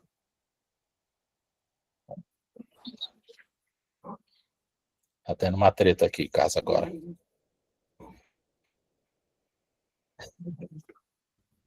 Então, o que o Marx vai propor, gente, é isso. Tem que ter uma lógica socialista antes. E o que é a lógica socialista? Então, é quando os trabalhadores eles tomam consciência da exploração, tomam consciência das divisões de classe e eles vão trabalhar potencialmente para reverter isso. Para ele, para Marx, isso só vai acontecer através de uma revolução. Como eu disse há pouco, não vai ter esse negócio de sentar na mesa de negociação e vamos conversar para ver se está certo. Não tem. É só por meio de revolução. E aí para o Pablo, que vai ficar feliz agora, né, Marx diz que em algumas situações é possível que essa revolução precisa ser violenta. Precisa ser à la Fanon. Já passou da hora, na verdade, né? Tá? Precisa ser à la Fanon. Como todos nós não estamos presos ainda? Essa é a pergunta. Como ainda não estamos presos? Ou por que ainda não estamos presos, né? Por que nós estamos presos? Tá? Então, para ele, essa revolução é à la Fanon, né? É violenta. E daí, né, gente, é daí que vem o símbolo do comunismo, não é isso? Você tem o martelo, que representa o trabalhador industrial, a foice, que é o trabalhador do campo, e a cor, o vermelho da lógica comunista é o sangue, né? Que seria derramado para chegar lá, nessa sociedade comunista, né? Essa é a simbologia, né? Então, essa sociedade de transição socialista, ela teria que passar por esses elementos. Um outro elemento importante, o fim da propriedade privada. Esse é um dos elementos principais. Né? Enquanto houver donos de propriedade privada, e aí a gente inclui aqui não só as indústrias, mas os bancos, ou aqueles que produzem a riqueza a partir da exploração de outros, enquanto houver essa lógica, você não escapou do capitalismo. Por isso que quando se fala a China é socialista, não é. A lógica de exploração de alguns poucos possuindo propriedade privada e explorando o trabalho do outro ainda existe. Eu fiz uma brincadeira com... Eu tenho várias IAs aqui, que eu fico gastando dinheiro com IA, já está na hora de parar, né? Aí eu perguntei para todas elas, existe algum boteco de esquina que seja fundamentalmente socialista? A resposta dela foi não. Não. E não é mesmo. Né? E quando a gente pensa no comunismo, Cuba seria? Não. Você perguntou para a Ziada Cuba? Não. Não é comunista também. Não é comunista, porque você não tem... Você tem... Eu vou chegar no comunismo, mas foi boa sua pergunta e volto já nele. Tá? Eu vou voltar nele. Bom, eu já vou dizer, Gabi, aí vocês me ajudam também, gente. Por que Cuba não seria o comunista? Né? Porque a sociedade comunista, para Marx, é a sociedade que não tem propriedade privada, a sociedade que ninguém detém os meios de produção, ou seja, cada um é dono dos seus meios de produção. É a sociedade que a riqueza ela é tanto produzida quanto usufruída por todos igualitariamente. sem nenhum tipo de miséria. Não existe miseráveis, não existe pessoas que têm uma situação... Não tem pessoa que come pizza e toma vinho e outra pessoa que come bolacha, entende? Não tem essas diferenças, né? A distribuição dos meios de produção, ela é exatamente equitativa para todos, para absolutamente todos. Não só do ponto de vista econômico, mas também existe, do ponto de vista jurídico também existe igualdade. Né? Do ponto de vista jurídico. Então não existe uma lei que beneficia a fulano e não a Beltrano. Então, por conta disso, Gabi, para mim Cuba não é comunista. Né? É só a gente olhar pela ainda divisão de classes que existe em Cuba, né? E a condição de miserabilidade que impera em Cuba. E a situação de miserabilidade em Cuba, para mim, é porque ela sofre um boicote para não entrar na dinâmica capitalistas do mundo moderno. Como eles não participam dessa roda capitalista, eles vão sendo empobrecidos por conta dos boicotes que têm sofrido. Penso eu, mas alguém pode discordar de mim. Mas eu não acho que Cuba seja comunista. Porque não passou, lembra que eu comentei, gente, que passa pelo processo? O processo é, para o Marx, né? O proletariado entende que ele é a classe que vai produzir a mudança, ele se organiza, há uma luta de classe para você acabar com o Estado, acabar com a burguesia, e isso é feito através do método do materialismo histórico-dialético. Cuba não passou por esse processo. Você ainda tem um Estado totalitário mandando e desmandando lá. Né? E no comunismo não existe Estado, né? Que é o que os anarquistas queriam. Né? No comunismo não tem Estado. A democracia ela é 100% participativa, que não é o que acontece em Cuba também. Por isso que ela não entraria para mim. Fala, Cris. A gente pode inferir que se Cuba não estivesse aí durante tanto tempo sofrendo esse boicote, esse embargo econômico, ela seria tal como a China do Ocidente, com essa lógica, né, com a bandeira do comunismo, mas seguindo as premissas do capitalismo. E outra coisa, como um país dentro de um conjunto de nações capitalistas conseguiria se manter capitalista, pensando na globalização, né? Como que ele conseguiria um Estado se manter capitalista enquanto todos os outros, aliás, né, comunista, enquanto todos os outros fossem capitalistas? Não dá. Né? Não dá. Simplesmente não dá. Por isso que a proposta não é reformar o capitalismo, ou regionalizar o capitalismo, né? Ou encurralar o capitalismo para um canto qualquer do mundo. A lógica é eliminar, total. Eliminar total. Os anarquistas queriam que você eliminasse e já pulasse direto para o comunismo. Não dá conta. O Marx, ele diz, vamos primeiro passar pelo socialismo, mas é que curioso, né? O socialismo, ele tem essas características marxistas, mas quem propõe a mudança e quem assume o controle inicialmente é a classe burguesa. Desculpa, a classe trabalhadora. Ela assume. E aí ela vai criando ferramentas para diminuir cada vez mais, para reorganizar cada vez mais os meios de produção, a propriedade privada, a distribuição dos recursos para todos, e blá, blá. Essa classe trabalhadora. A tal ponto de, quando chegar num ponto em que de fato existe igualdade jurídica, econômica, social, não tem mais necessidade de você ter uma classe no controle, você tira o Estado também. Aí o Estado é zero. Aí sim a gente chega na lógica comunista. Proposta por Marx, né? Proposta por Marx, tá, gente? Fala, Tá me Gabi. ouvindo? Ah. Vamos ver. Cuba não seria, então, nesse processo socialista? Seria talvez nesse processo de revolução, de tentar se reorganizar, mas ainda com um Estado ali totalitário, não sei. Então, eu acho que Cuba houve um esforço bastante importante em Cuba nesse sentido. Né? E um avanço, inclusive, no mundo contemporâneo que a gente vive, uma das nações teve um avanço importante. Mas ainda gente, eu não conheço totalmente a história de Cuba, mas o que eu li e sei sobre Cuba é que, por exemplo, para mim seria socialista, Gabi, se a classe que estivesse no controle fosse advinda dos trabalhadores e que essa classe estivesse promovendo o que o Marx falou de distribuição igualitária, eliminação das propriedades privadas. Se a gente estivesse vendo esse movimento acontecendo, aí para mim faria sentido, mas não é isso que acontece em Cuba. Porque se estivesse acontecendo, é possível que Cuba conseguisse ser bem autossuficiente, né? E a miséria já estivesse começando a recuar. Mas não é isso que a gente vê, né?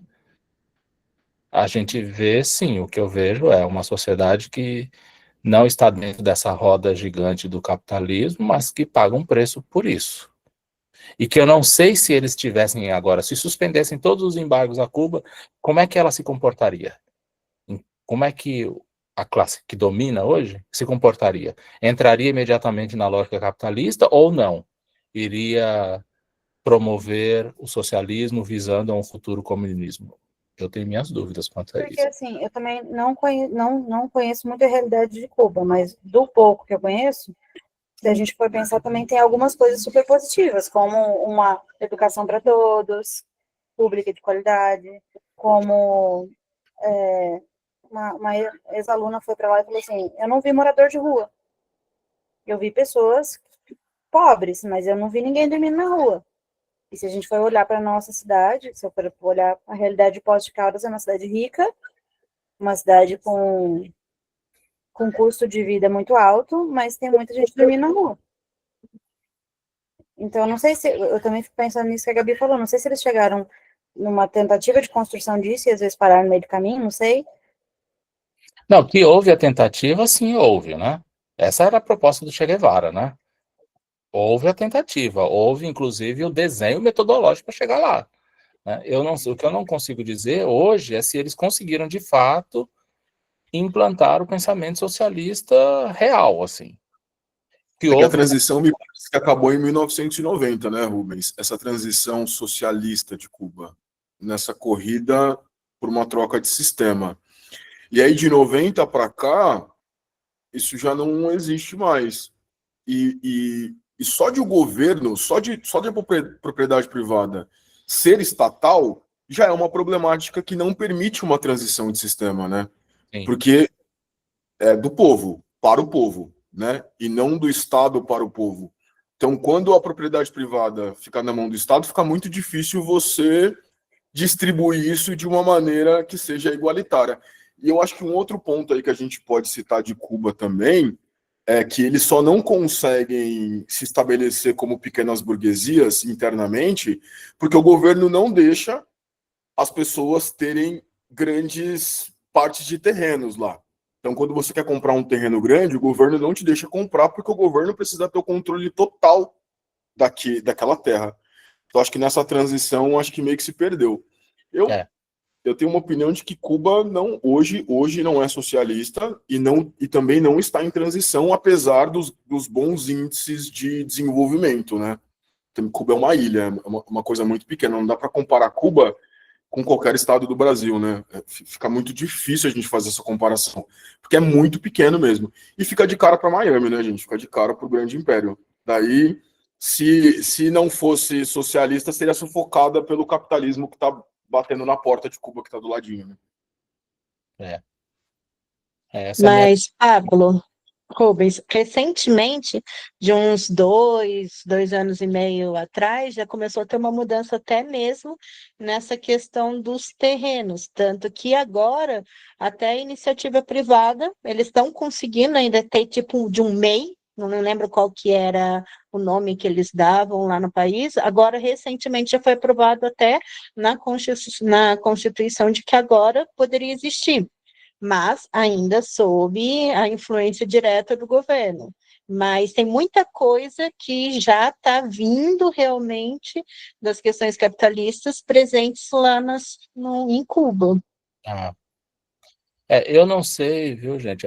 Eu acho que isso que as Gabis e o Pablo falou faz muito sentido para mim. A minha grande pergunta é: se suspendessem todos os embargos a Cuba, como é que ela se posicionaria? Eu tendo a pensar que ela seria engolida pela roda gigante do capitalismo. Eu não sei se, enquanto sociedade, há uma organização, porque quando o Marx está falando que a classe trabalhadora é a classe que vai produzir as mudanças, mas é uma classe que ela não produz as mudanças, não é, gente, aquele ativismo, eu chamo, né, de ativismo de Avenida Paulista, que às vezes tem muita gente que nem sabe por que está lá, mas está lá, né? A classe trabalhadora, ela toma uma consciência a partir de uma teoria estabelecida, quer dizer, tem começo, meio e fim, eu sei onde estou, eu sei de onde eu venho, eu sei onde eu quero chegar, e isso é organizado sistematicamente, então não é aleatório, não é por empolgação, né? Não é porque eu vou seguir a maioria da galera aqui, não, há uma consciência plena da classe trabalhadora, sabe exatamente, entende plenamente quais são as implicações jurídicas, econômicas, sociais, históricas, políticas envolvidas numa tomada de poder. Então, e esse nível de consciência envolve um bocado de coisa, né, gente? É um bocado de coisa, né? Por isso que nós no Brasil estamos muito lá. No Brasil não, né? Quase todas as nações estão muito longe disso, né? Até porque, né, a lógica, a burguesia não deixa, né? Não vai deixar que essa consciência se chegue a esse nível de entendimento e compreensão da realidade concreta, né? Porque se chega, vai se organizar, né? É bem doido isso, né? Mas legal, ó. Quais são os motivos aqui que a obra trata, né? Então ela vai falar da propriedade privada dos meios de produção, isso a gente já está falando desde o começo do ano, né? Ela vai dizer que a lógica capitalista ela se mantém pela compra da força de trabalho, né? O capitalismo ele se mantém, você tira da pessoa todos os meios de produção, a única coisa que só para ela vender para sobreviver é a força de trabalho dela. Então o capitalismo ele vai se manter exatamente aí, né? A pessoa ela vai vender a força de trabalho dela para outros. É por isso que a gente já teve umas discussões aqui, lembra? Sobre os influencers. Eles são a classe proletariada, dominante ou dominada, né? Eles estão vendendo a força de trabalho deles de alguma forma. Assumiu uma outra dinâmica, mas eles estão... Se um influencer ganha 1 milhão, tem alguém por trás dele ganhando... A Meta está ganhando 30 milhões. Então ele para mim, ele está vendendo a força de trabalho dele do mesmo jeito. Né? Ele tem um pouco mais de controle sobre isso, mas ele não é burguês, gente. Não é burguês. Né? Ele não é a classe que decide os rumos da economia. Ou é? Ou a Virgínia é agora? Não, não é, né? Não é. Né? Então, tem um monte de gente que não é. Né? Tem um monte de gente que não é. Então, para mim... porque o que o Marx ele deixa bem claro é isso. Você vendeu a sua força de trabalho de alguma forma, você não detém os meios de produção, e você não é aquele que dita as regras do jogo, você é proletariado. Tá? As relações sociais... Gente, dá só um segundinho aqui, deixa eu só tirar uma coisinha aqui, peraí.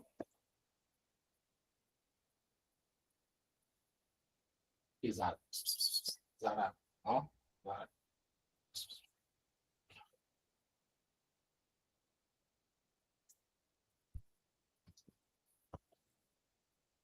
Voltei.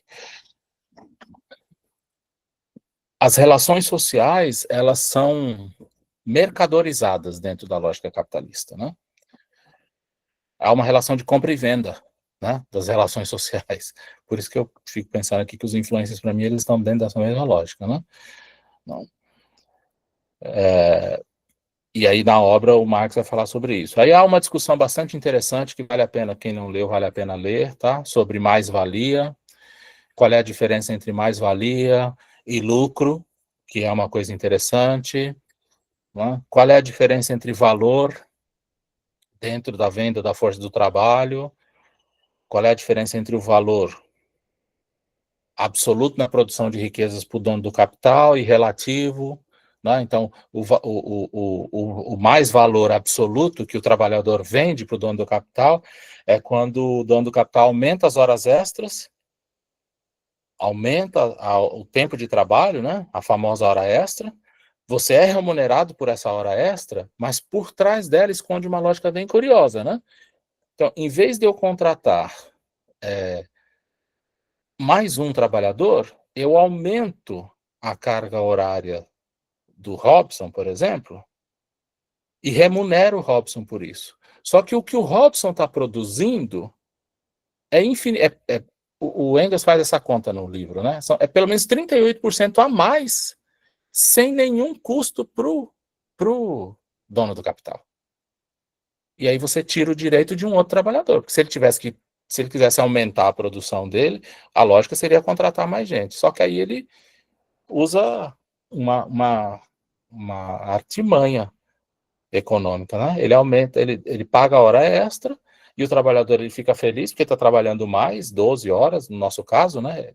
De 8 ele passa a trabalhar 12, só que ele está produzindo mais riqueza e a riqueza que ele está produzindo não está voltando para ele em forma de valor real, né? De dinheiro real. E outros estão deixando de ser contratados por conta disso, né?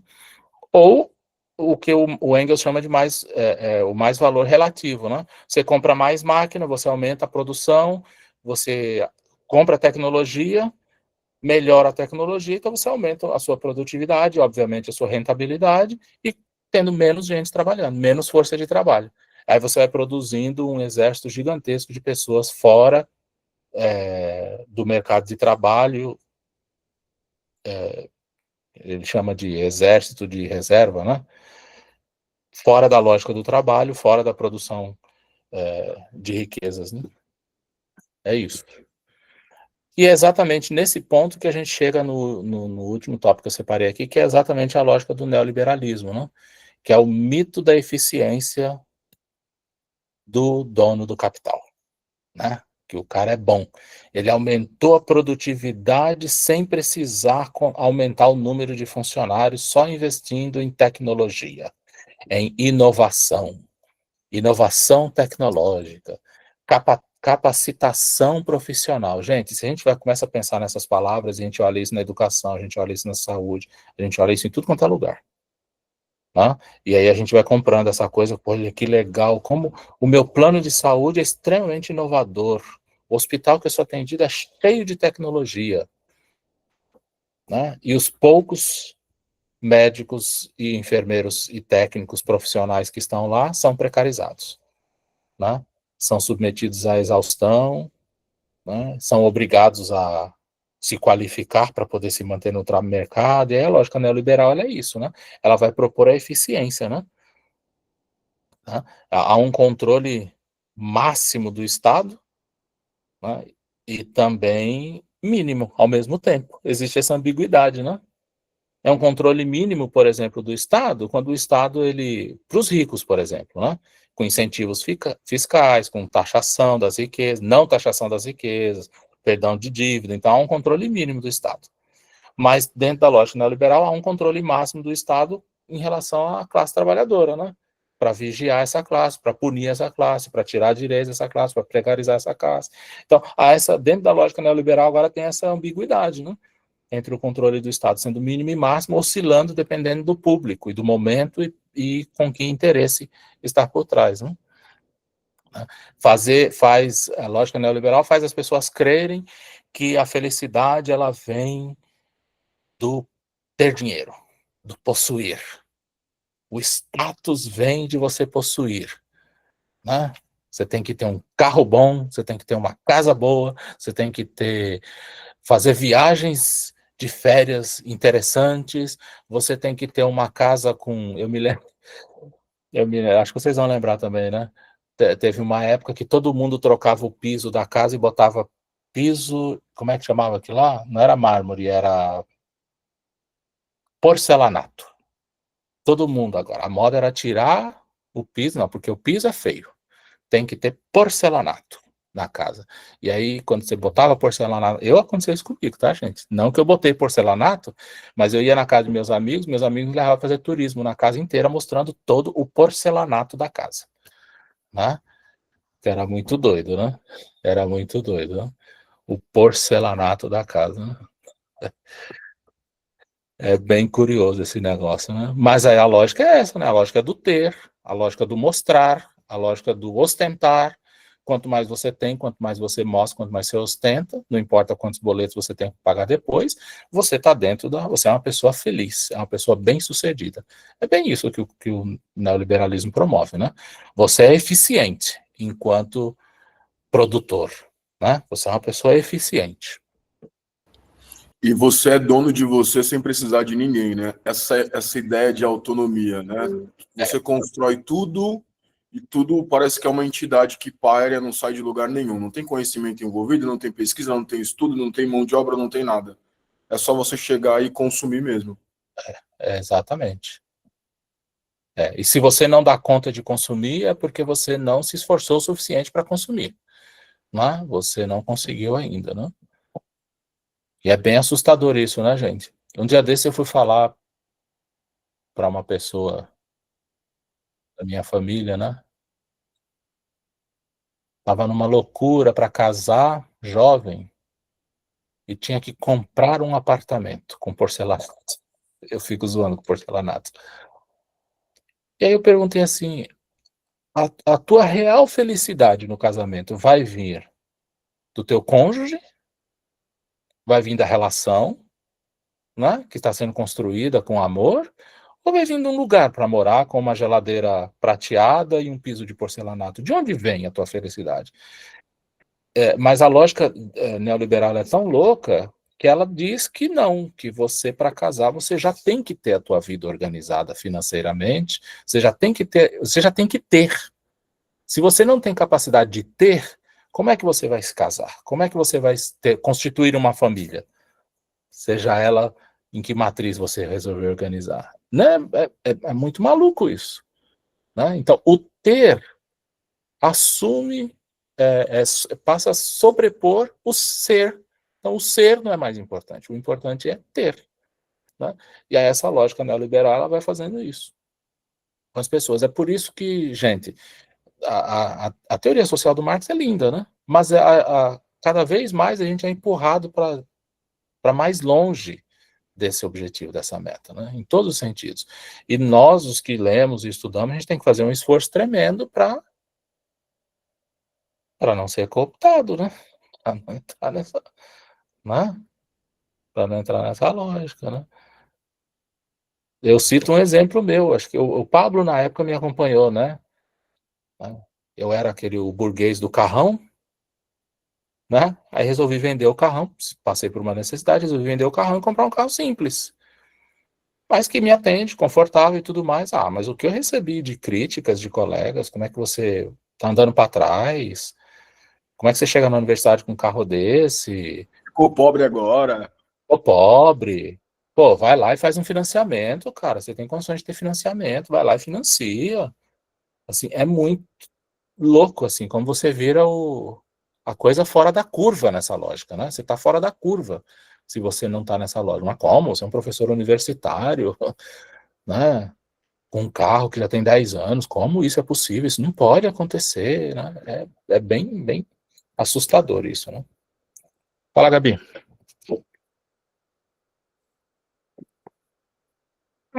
É assustador e Luciana que fala com o título de um livro do Christian Duncan, de um psicanalista, que é O Neoliberalismo como a Gestão do Sofrimento Psíquico, né? E aí como tudo isso gera esse sofrimento na sociedade. Eu e outros colegas que estão aí geralmente na clínica, atendendo as pessoas em sofrimento, sei lá, 80% da minha clínica tem a fala que precisa vencer na vida. Eu lembro de uma pessoa que eu atendia, um rapaz, que ele fazia muito isso, que ele tem que ganhar a vida, ganhar a vida. Até uma vez que eu perguntei, o que é ganhar a vida, você? O que seria esse ganhar a vida, né? E, é ter uma boa casa, uma boa família, um bom carro, um emprego. Só que assim, não não tem algo concreto e um fim. O bom ganhar a vida é eu ter essa caneta. Ok, você vai ter essa caneta, você ganha a vida? Não. Eu vou ter essa caneta, depois eu vou querer um tablet, depois eu vou querer um último iPhone, não tem fim. É um ciclo que não tem fim, né? E isso vai cada vez mais jovem, né? Tem adolescentes que a gente vê na clínica em sofrimento, porque eu preciso, de novo, as coisas de ganhar a vida, de ter algo, de ter a profissão, dos sonhos de alguém, sabe? Então, tudo isso vai movimentando e fazendo essa gestão desse sofrimento, né? Porque é algo inalcançável. É, Tem é bem, como. é bem doido. Você falou do iPhone, eu lembrei do meu caso, gente, experiência minha, assim. Inúmeras pessoas mais próximas de mim falam, como é que você não tem um iPhone? Como é que você não tem um iPhone, Rubens? Você tem um MacBook e não tem um iPhone? Eu digo, gente, eu tenho um MacBook, mas não é um MacBook que não sirva ao MacBook. Ele me serve. Ele está me servindo para sair da loja do capital, porque antes eu comprava, cada 2 anos tinha que trocar de computador. Com o Mac eu consigo ficar 10 anos sem trocar. A minha lógica é exatamente inversa. Mas você tem que ter um iPhone. Não precisa de um iPhone. Né? Enfim, mas essa coisa do ter, isso vai produzindo sofrimento mesmo, Gabi. É muito legal isso que você falou, né? Gabi, desculpa, Rubens. No mesmo exemplo da Gabi, porque eu tenho uma professora que ela é super tecnológica, assim, né? Ela é super galera. Ela é comunista, mas ela é aquela comunista que fala, gente, eu preciso de um iPhone porque eu preciso ter status. As pessoas precisam ver o meu iPhone e entender que eu faço parte de uma outra categoria de ser humano que vai é oposto, né? Eles precisam ganhar na vida e quem já ganhou fica te empurrando também para esse lugar, né? Você, aluno de universidade pública, precisa ter isso para as pessoas te enxergarem como um ser humano, como se isso trouxesse a humanidade, né? E aí o aluno, ele vai olhar para ela e vai, né, uma coisa muito inconsciente também, né, porque a gente liga isso com as percepções concretas, então você vai olhar assim e falar, não quero ter esse conhecimento, né, tá ali, eu quero ter o iPhone dela. Isso. Então eu vou querer ser professora para ter aquele iPhone, Isso. né, conhecimento. E aí essa pessoa, ela é comunista. Ela é comunista. A pessoa é comunista. A pessoa é a pessoa que faz aquelas greves apaixonadas. Exatamente. Lê 50 livros enquanto está em greve. É isso aí. Esse movimento aí. Sabe o que eu falo para os meus filhos, assim, né? Sempre uma vez alguém pede. São 3, né? Então, pelo menos 3 pedidos eu já tive, né? De iPhone. E aí, quando eles pedem, eu falo assim, eu prefiro pagar a terapia para você lidar com as pessoas que têm iPhone. E você se vira com o resto. Né, gente? E a gente pensar que essa lógica, essa dinâmica, ela tá instaurada, né? Então, assim como o liberalismo, que eu comecei falando mais cedo, né? Ele alicerça a lógica capitalista, ele ajuda a consolidar a dinâmica capitalista. O neoliberalismo hoje em dia, ele faz a mesma coisa. A diferença é que ele faz isso de maneiras muito sorrateiras, como a gente está conversando e dando exemplos, dando risada aqui, mas dando exemplos concretos mesmo, entendeu? Dando exemplos concretos mesmo, né? E isso especialmente a partir da década de 60, né? Especialmente a partir da década de 60, mundo afora, né? Com a criação dos agiotas sociais, né? Que é o FMI e o Banco Mundial, né? Arranca todo o teu meio de sobrevivência, depois ele te empresta dinheiro a um juro absurdo que você vai levar uma vida para pagar, né? E a mesma lógica é capilarizada para as outras instituições financeiras. Então, assim, desde a década de 60, essa coisa do acúmulo de riqueza, o acúmulo do ter, né? Ela foi só se consolidando, né? O protecionismo aos meios de produção do capitalista, né, da classe burguesa, né? O protecionismo ao capital e à sobrevivência estrangeira, essa coisa da privatização total. Então, tudo isso tá aí, nesse processo de manutenção dessa lógica capitalista. Então não dá para a gente falar em pós-capitalismo nem aqui, nem em lugar nenhum, né, desse planeta, né? Não tem como, né? Existe uma ilha, eu li esses dias, né? Uma ilha que se chama Tristão da Cunha, se não me engano. Tristão da Cunha. Ela fica, você pega a costa brasileira e olha para a África e divide no meio. Dá 3.200 quilômetros para cada lado, assim. 3.000 quilômetros para cada lado, assim. Fica uma ilha lá, sozinha, isolada. Moram 250 pessoas lá. E lá, se um de nós decidir mudar para lá, não pode. Só vai morar lá quem nasceu lá ou quem casou com alguém de lá. Né? Então, não tem. E lá não tem propriedade privada. Lá, a vida lá é os meios de subsistência, cada um produz o seu. Enfim, mas eu falei, gente, que legal, será que a gente tem uma ilhazinha com 250 pessoas que são de fato comunistas? Aí fui ler um pouquinho mais sobre a ilha, né? Não, porque eles fazem negócios com várias nações, tem o turismo, os navios que vão fazer cruzeiro na África vão para lá, param lá, então a indústria do turismo lá é movimentada, tal, então não tem jeito. Ninguém escapa das garras, é por isso que todas as minhas IAs disseram, não tem país socialista nem comunista no mundo. Elas bateram o martelo, não tem. O Rubens, ainda no filme, tem um filme que eu assisti essa semana também, se chama Éden, não sei se vocês já viram. Não. É um filme que ele vai tratar de como nós ocupamos os espaços, né? Então, pensando que existisse o socialismo ou o comunismo, uma galera vai para uma ilha gigantesca, assim, a ilha é muito gigante, em Galápagos, e quando eles chegam na ilha, tem espaço para todo mundo viver, mas eles não querem. Tipo, eles não querem viver em paz, assim, sabe? Eles não querem dividir as coisas. Então, o cara que já está estabelecido na ilha vai mandando as pessoas para os lugares mais difíceis de sobreviver para elas não conseguirem ficar vivas. Aí elas começam a se degladiar nesse lugar de... Se a propriedade fosse realmente igualitária, será que as pessoas conseguiriam lidar com isso se elas não mudassem essa mente da lógica capitalista? Né? Então é isso que o livro traz, né? Que a lógica precisa mudar para que as coisas mudem. Se a gente consegue transitar sem que a lógica seja diferente, a gente acaba caindo nesse mesmo lugar, né? Que é não saber dividir, não saber... A gente não sabe... Se cortou o Pablo, né? Ah, desculpa. O capitalismo coloca no lugar de se distanciar a gente do ser humano mesmo. Gente, era isso. É porque nos faz pensar que não tem espaço para todo mundo, que não tem vaga para todo mundo na universidade pública, que não vai ter espaço para todo mundo ser atendido pelo SUS, então a gente tem que ter plano de saúde.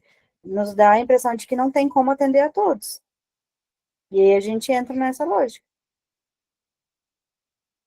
E é por isso, e na verdade não é que não, é que a riqueza ela está concentrada num nicho, né? E aí é por isso que é muito triste quando a gente vê, por exemplo, vamos falar de Brasil, né, gente?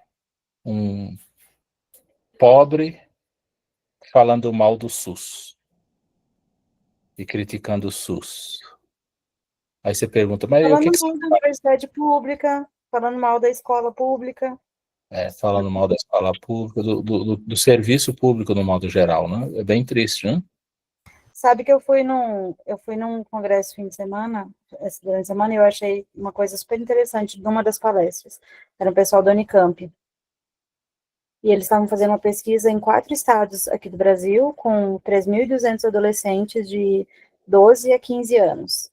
E estavam pesquisando sobre sofrimento na adolescência e questão de esperança, desesperança e tal. E aí eles fizeram um questionário com 80 questões, e escolas públicas e privadas, levantando esses temas.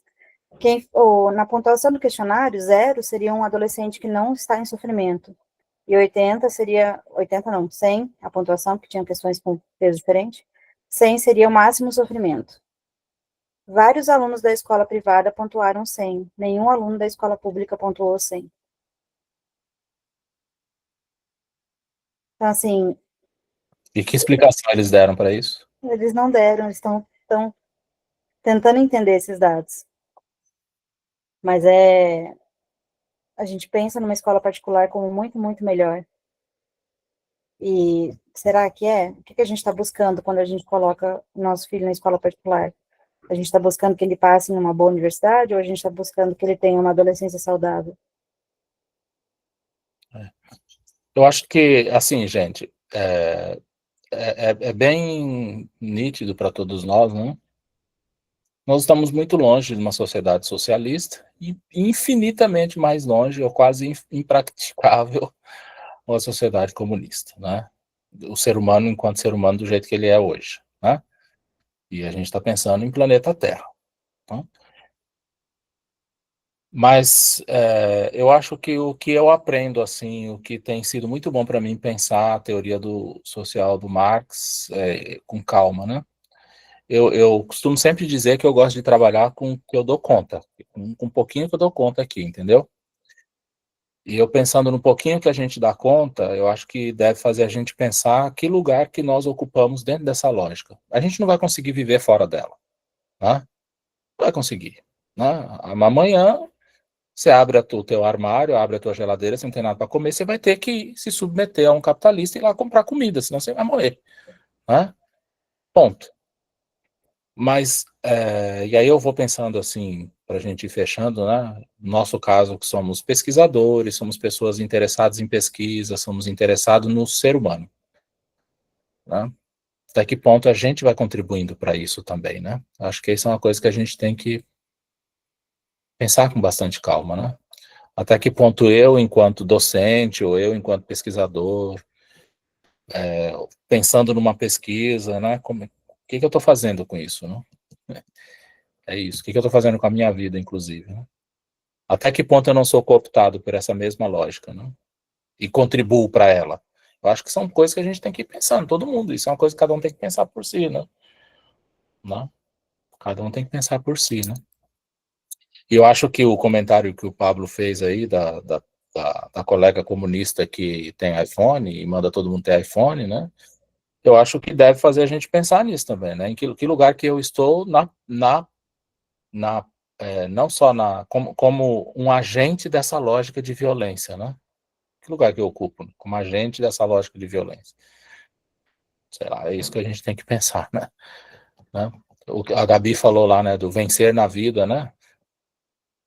Sei lá, eu tô conversando com o meu estudante, com um guri lá na escola, eu falo, não, você tem que continuar estudando mesmo, você tem muito potencial para você vencer na vida, para você...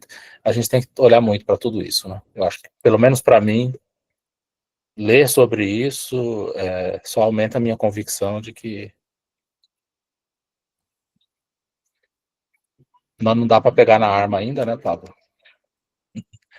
Mas eu acho que dá para a gente ter um pouco mais de paz e pelo menos dormir assim, não, hoje eu não posso não ter feito nada de bom, mas também não fiz nada para piorar a vida de alguém, né? Enfim, é isso. Acho que é isso. Pensar em pesquisa social para mim hoje em dia é isso, né? Eu acho que o Marx está me ensinando muito isso. Temos 5 minutos, eu gostaria de ouvir vocês, assim, um comentário breve, se valeu o rolê, se tem alguma pergunta, alguma dúvida, algum comentário.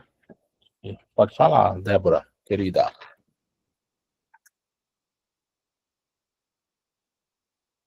Seu microfone está fechado.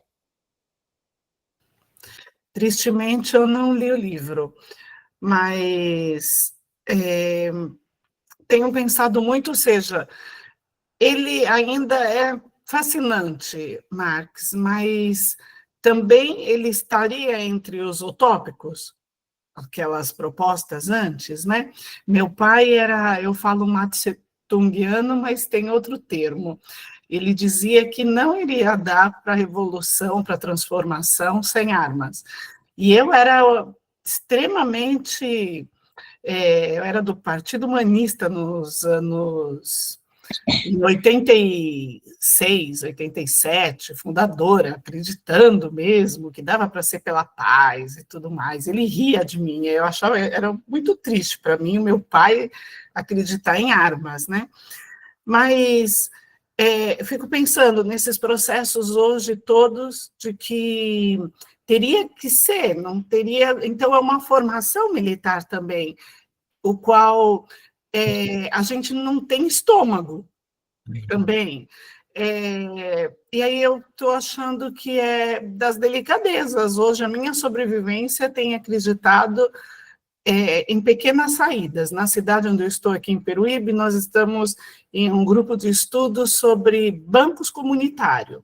Aí, o que pode ser dessa compra do mercado que você falou? Eu vou ter fome.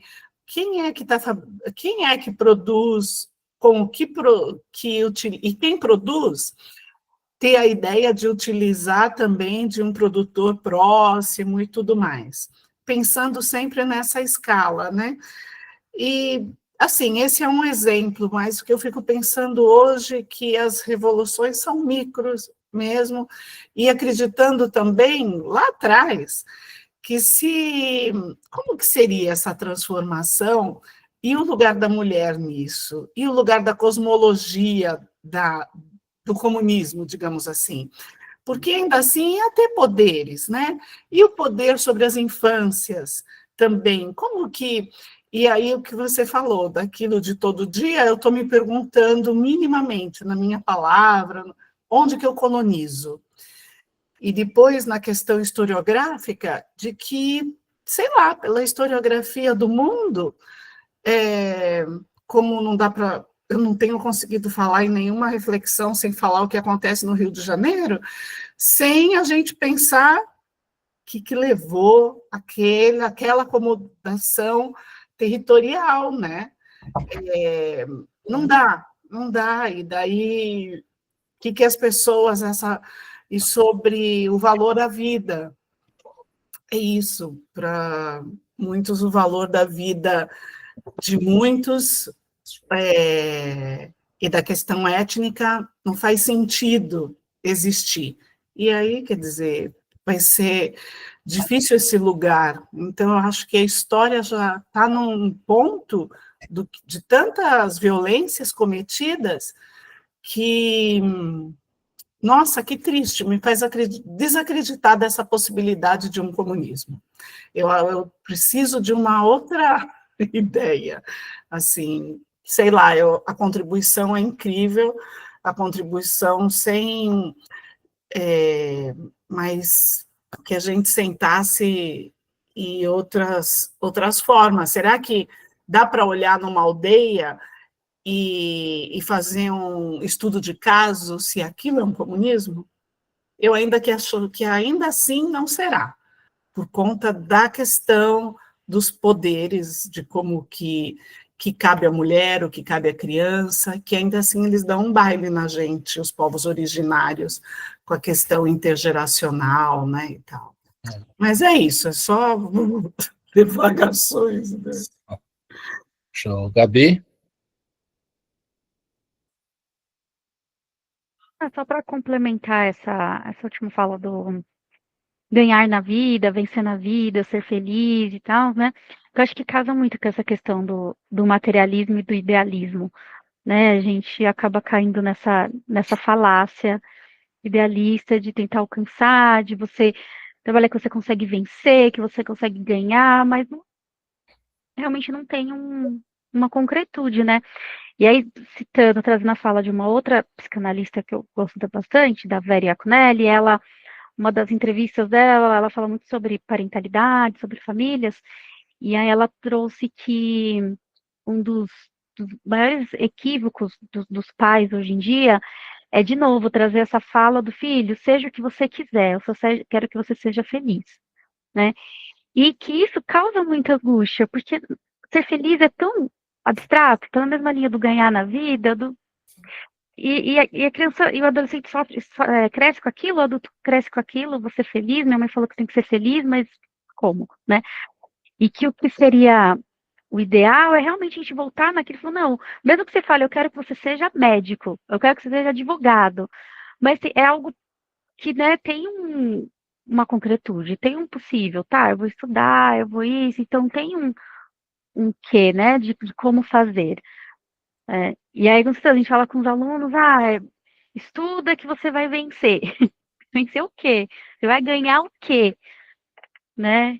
Eu acho que isso causa muita angústia e a gente acaba caindo nisso, né? E é isso, acho que esses encontros me chamam muita atenção para olhar para isso, para o material, para o concreto, para o que causa, para as ações, para as reações do nosso movimento no mundo mesmo, né? E não ir para um lugar totalmente abstrato, inalcançável, que só gera mais sofrimento, né? É isso. É. Gente, sabe como que eu fecho tudo isso? Ô, Rubens, posso só comentar sobre o uso de armas? Ficou uma coisa meio... Meu Deus, né? Ele vai pegar uma arma e vai sair atirando. Gente, eu sou muito da paz. O Rubens está comigo todo dia. Eu sou meio chorão. Eu sou a pessoa mais, assim... Eu acredito muito no ser humano, apesar de ter vários indícios de que eu não deveria acreditar. Mas eu acho que quando a gente tem, por exemplo, 433 mil milionários no Brasil, né, num país de, sei lá, 210 milhões de pessoas, e que esses milionários, eles estão na lista, eles figuram, né, na morte de diversas pessoas, supostamente. Então você mata várias pessoas de fome, você coloca várias pessoas na roda da necessidade, aí você entra numa comunidade, mata uma galera por dinheiro, e a gente acorda amanhã e vai trabalhar com a ideia de que existe a possibilidade de vencer e que existe a possibilidade de um lugar melhor, sem combater isso diretamente, fica muito difícil. Aí eu acho que isso é mais uma utopia do que a gente transitar do socialismo para o comunismo. Porque a gente vive isso há séculos e continua corroborando com isso, né? A gente não fabrica munição, mas está toda hora sendo essa arma que atira também. Então, em que ponto nós mudamos a rota desse negócio? E se a gente não consegue mudar, a gente vai ter que se militarizar mesmo e pensar num treinamento para tirar essa galera do poder, porque a coisa não funcionou e não vai funcionar desse jeito. Não tem como. Deixa eu só colocar um negocinho também. Por favor. Eu juro, rapidinho, já é 10h10, né? Eu acho que o que faz o Marx e o Engels se considerarem ciência e os outros utopia, eu acho que principalmente é porque os outros estavam preocupados em propor um mundo novo. E aí propor um mundo novo costuma ser uma armadilha, né? Porque a base da proposta são os critérios cognitivos sociais que a gente tem no presente. E aí, como é que você faz o novo quando você está limitado no presente, né? E o que eles fazem é propor um método para analisar a transformação, né? E aí o mundo novo, quem vai propor é quem transformou, é quem se responsabilizou por transformar, e é problema de quem fez isso, né? E eu acho que bom, um pouco que eu vi aqui da pesquisa participativa e do Paulo Freire, eu acho que eles trabalham nessa parte micro, que é fazer com que o indivíduo tenha vontade de transformar e tenha a capacidade de propor algo e de errar com prazer, né? Talvez. De estar disposto ao erro, né? Daí eu acho que essa é a ligação das coisas, né? O Marx, ele pensa o macro, né? E aí eu acredito que o Paulo Freire, por exemplo, a pesquisa participativa trabalha no micro. Sim. E essas coisas vão, né, num fluxo em conjunto. Show de bola, Vinícius. É isso mesmo. Muito bom. Gente, eu vou fechar com a seguinte frase, que eu não sei se eu li ou se veio agora na minha cabeça, ou eu li em algum lugar, ou ouvi em algum lugar. Tá? E ainda bem que a gente tem um monte de psicólogo aqui, clínico aqui, que pode ajudar a gente, mas a conclusão de tudo é que viver dói. E dói muito. É isso. Tá bom? Vamos dormir com o barbudo buzinando na nossa cabeça? E aí depois a gente decide o que a gente faz, né? Cada um que lute com toda essa informação, né? O Pablo e a Débora não podem falar em luta muito rápido, não, porque eles são rapidinho para ir lá pegar uma daquelas metralhadoras, né? Mas é isso, gente. Vou interromper a gravação aqui, tá? E a gente encerra.